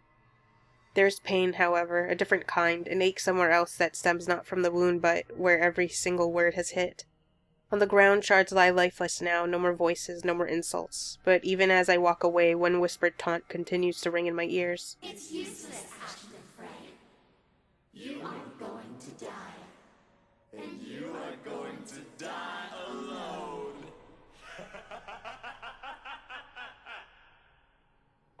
A fear. One that has been long kept in the darkest place in my heart. One that a small part of me wishes for. The trapdoor swings open without much fuss. It isn't even locked, probably left open for when Wright asks for some midnight snack. I make sure the coast is clear, of course, before I pull myself up. The butler of theirs is nowhere to be seen. He's probably sleeping, attending to his master, doing some extra late night work before turning in for the night. Meanwhile, Wright won't touch anything to do with menial chores, not even with a 10-foot pole. It's next to impossible for him to linger here. No servants, no anyone. And just as easy as that, I'm in. Gently, I close the hatch. If things go well, the same path will be my way out. If my luck doesn't hold, that's not an option now, is it? I have people waiting for me. I really don't want to think what might happen. Sometimes it's best if I simply revel in the little victories. They're great blessings when everything else is going against you. And in a place like this, fraught with unknown dangers, it's a feeling that lasts only but a second. Suddenly a sob. Ringing out from some distant part of the house, echoing through its empty halls. My shoulders immediately tense, hairs raising at the back of my neck as a sudden chill passes. This, despite myself and the beliefs I've held long. Because as much as I want to convince myself that nothing's wrong, my experience tells a wholly different story. Chances I'll be able to leave this place alive. I want to be optimistic about it, really. However, I'm going against something almost everyone can't quite understand. I'm just being realistic with my chances. Beyond the walls of this room, the cries continue to grow louder. With a ragged draw of breath, heavy with apprehension, I slip out of the door. Like a siren call, her voice beckons. Finding out who that is seems a good place to start as any. I keep to the shadows for the most part. Not that there's any need to, the entire place just feels empty. Odd when a house this big should have a large staff. You think there will be one or two roaming about for some late-night chores, or someone seeking out whoever's creating this ruckus. There's none, however. Shouldn't they have security posted inside as well? Unless their security means the butler, though I doubt scumbag's that sloppy. He loves his life more than anything. The taser clipped to my belt is the next thing to go the moment I'm down. The sound of it sliding roughly against the wooden floor somewhere grates against my ears along with my labored breathing. The next thing I know, a piece of cloth is closing around my neck. Without warning, my attacker pulls tight. I'm left gasping, choking, and clawing for air, blindly reaching behind me as I still try to fight him off and loosen the pressure on my neck. Except any sort of movement only causes him to pull it taut. My, so many rats scurrying about in this mansion lately.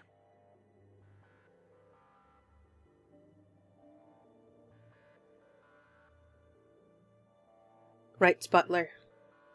Shit. Tell me, what did you do with the madam? I have no idea what he's talking about. Did something happen to Hannah Wright?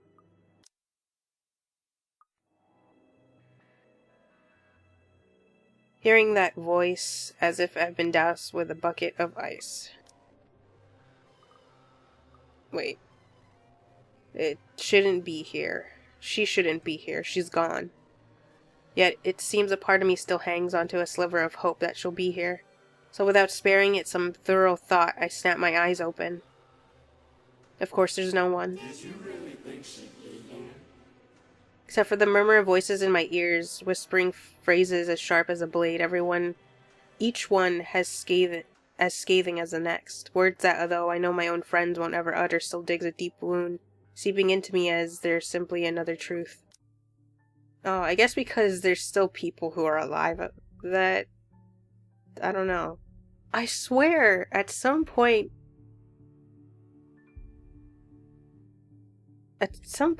Ash gets captured and tortured.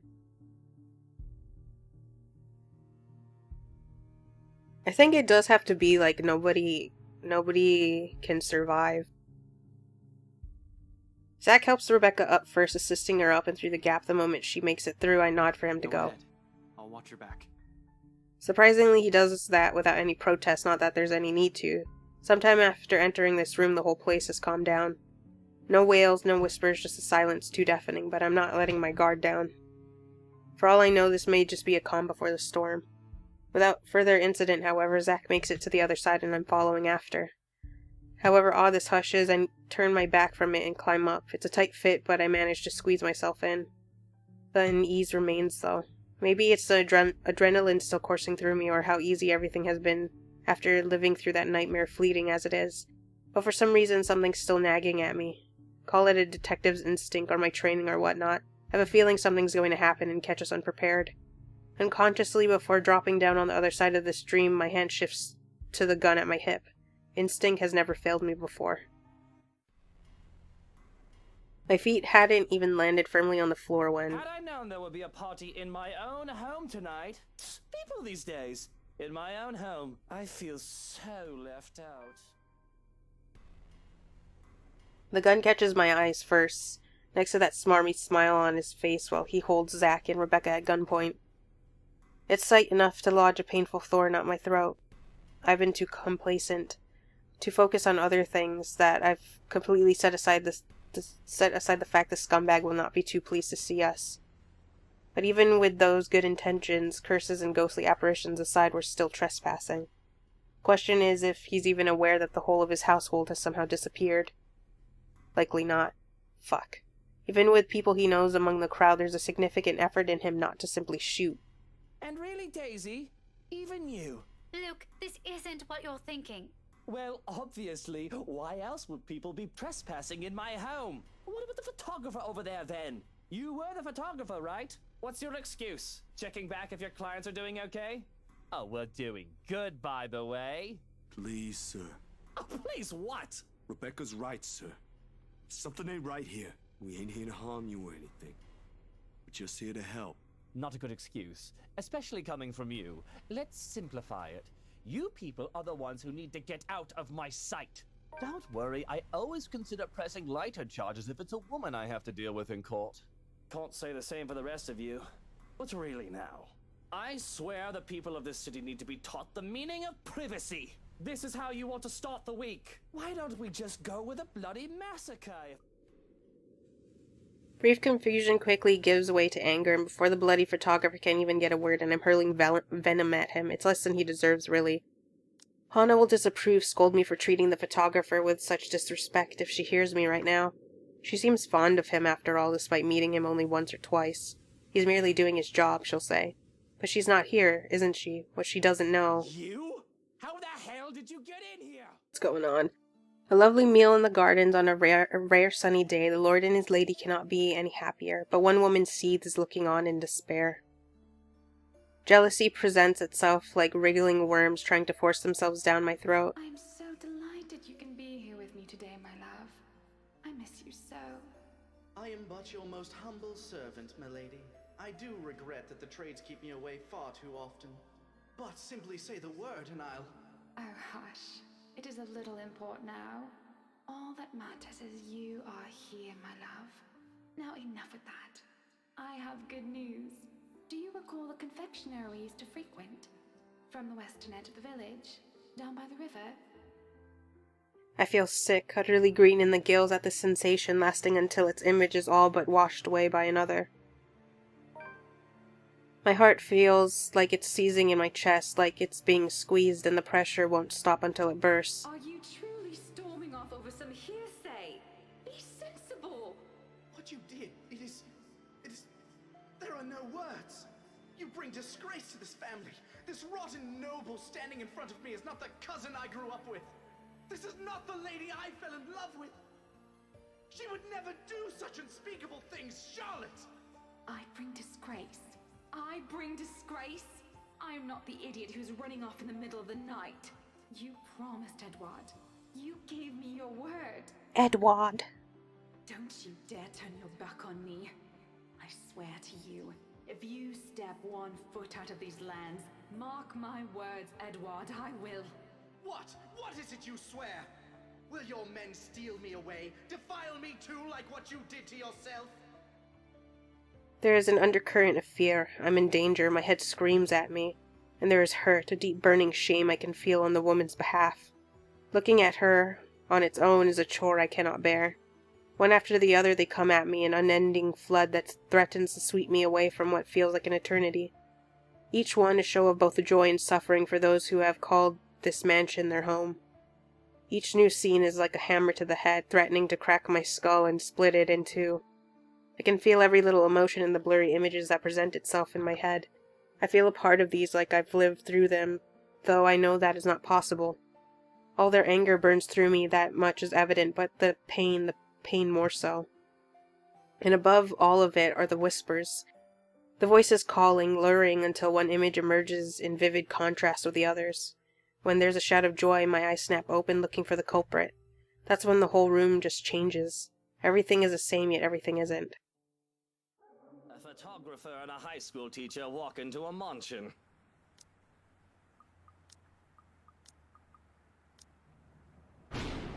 Thunder crackles once again, cutting me off. This time its sound hits close enough that it nearly feels as if the windows on the ground itself are rumbling. All is deathly still for a moment. I don't let it stop me, however, as I slowly make my way towards them. It's a slow thing, a whisper more than a bang, as the darkness creeps into every corner of the room. The walls shudder and groan, blood runs from the ceiling, crawls down the walls, and stains the floor. It feels as if life itself is being sucked from the house slowly but surely. The beauty of the place is gone, and with only the dead, decaying remains of a mansion left in its wake. I don't have to wonder if it's just a foyer that's become its nightmarish place. I can already hear it. Gone are the growling of thunder and lashings of rain and wind against the foyer's high windows. All of it had been replaced by a grating sound. A cacophony of voices from nowhere and everywhere.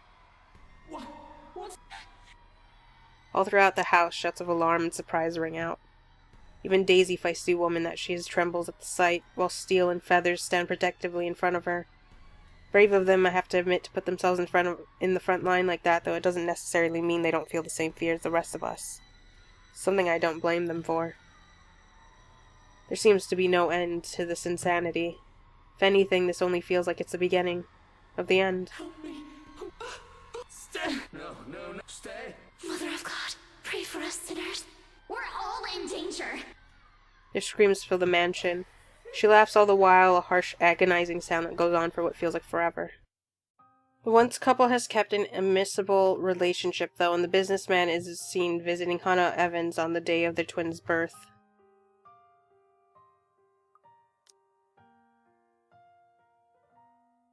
Sometimes I don't understand what makes any changes.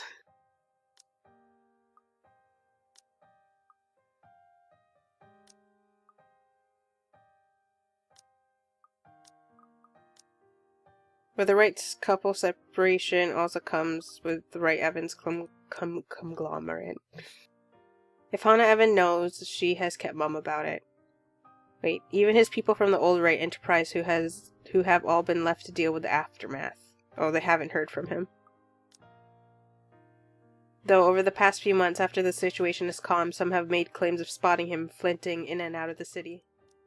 While Rebecca hasn't been particularly close with Zachary still, she does regret letting her relationship with the man fall apart the way it did. If things had already been awkward between them in the past, now, just standing in the same bus stop as him borders on uncomfortable. All of a sudden, the years they've known each other has been forgotten, and only an awful silence descends between them. Perhaps it's something she has said, or the way she had treated him. She's sure it's never his fault. After all, she has always thought of the man as someone kind, too kind. And if there's anyone responsible for allowing things to change, she believes the blame should fall largely on her. In any case, it might be all too late to fix things now, and in the end this has simply one of the things the curse has rudely taken from her. One she is all too powerless to prevent. Although not seen as frequently with his friends recently due to work, when Ashton Frey finds the time, he sometimes helps out Rebecca with her research. Mostly just to help her bring research materials. Despite Rebecca's old feelings for the man, they remain good friends to this day. She never brings it up again after the night of her confession. Once is enough. While she still cares for Ashton as a dear friend, it is clear she has already moved on from her childhood crush, finally accepting it as part of her life that has already gone by, much like everything that has changed between them. And with this acceptance comes a more selfless person who genuinely cares for her friends beyond any selfish feelings she used to cling to. Looking back at it now, she recognizes that how things played out is certainly for the better. Not only for others, but also for herself. He still has a long way to go, he knows that, but for the sake of the people who are still with him, those who have chosen to stay as well as what he lost, he hopes that there will come a day when he no longer has to hide behind his own lies. A day when he is no longer afraid of facing the truth in his own words. Flashing fleetingly yet burning itself in my mind. All from a time long ago in a life that was never mine. However, there's no time to make sense of it all. Amidst the discord and the noise, something whizzes past, too close, too swift. A brief, keen blur that barely registers in my eyes, like an arrow quickly finding its mark and heading straight for it. Zach! It's Zach this time. Time slows to a stop. Okay, so I was kind of planning on going back, but, like, that's gonna be, like, really far back. Just for me to see some options that would do very minor changes, so I'm not gonna do it, because I already have to restart for round 3, since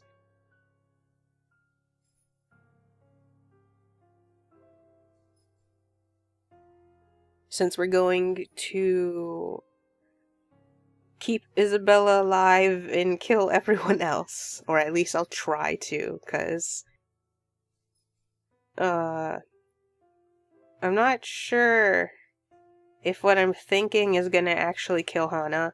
And then I don't even know how to kill Luke. So, yeah.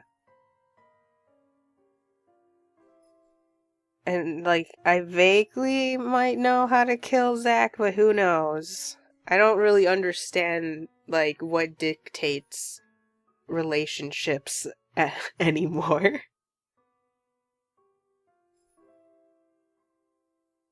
Well, oh yeah, I was gonna make everybody be mean to Isabella only.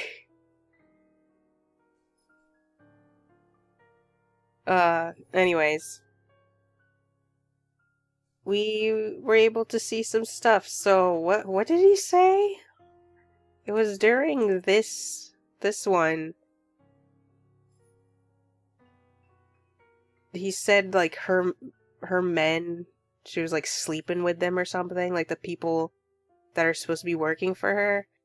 Also, every time, I'm pretty sure they mentioned it a few times that they're cousins, but every time they mention it, I'm just like, ooh, yikes.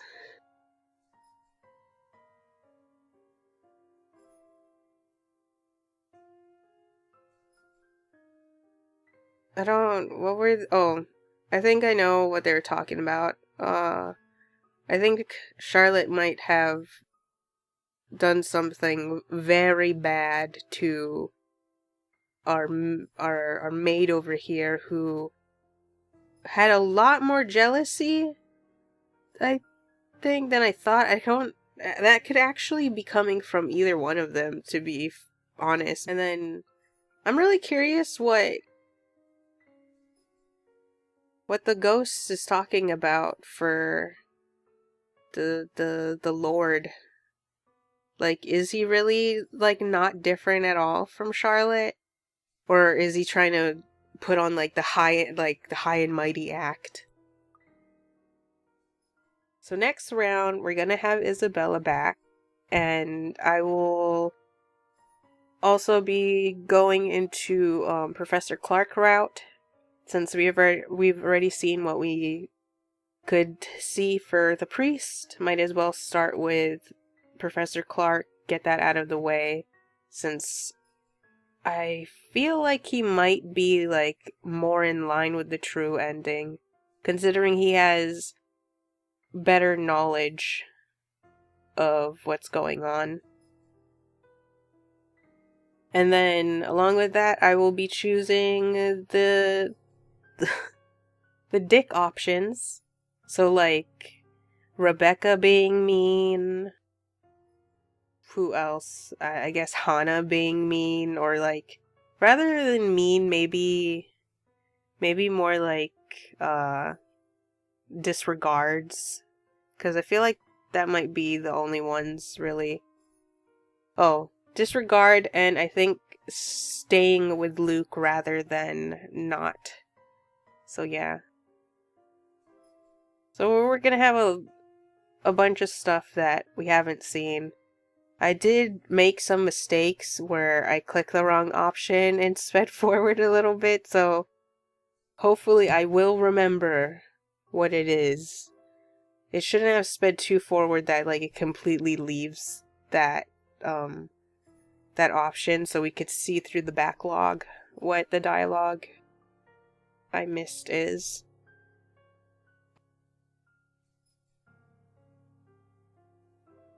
Also, best as I can, we'll try to kill off everyone so we can get the rest of the memory fragments. And then finally, hopefully round 4 is gonna be the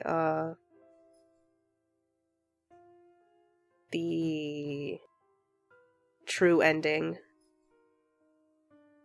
I was debating whether I should count it as round 4, and I'm like, you know what, yeah, I should just do that, because that true ending stuff is probably going to be really long. I hope you guys enjoyed this one, and I hope you guys have a good day and a good night. I was very not... I think of all of the death stuff, Marianne's head freaking still falling off took way too long. I was trying to get out of there as fast as I could. And because the dialogue box is right there, I couldn't look away. I couldn't, like, ignore her and just blank it out of my sight for the moment. It's just right there. And it just had to be her face, too. The one part I've mentioned that I don't like looking at. Anyway, yeah. Have a good day and a good night. And I'll see you in the next one or anything else. Hopefully, by then, I will be completely fine from my sickness as well. This frickin' flu, I'm so upset. Bye-bye.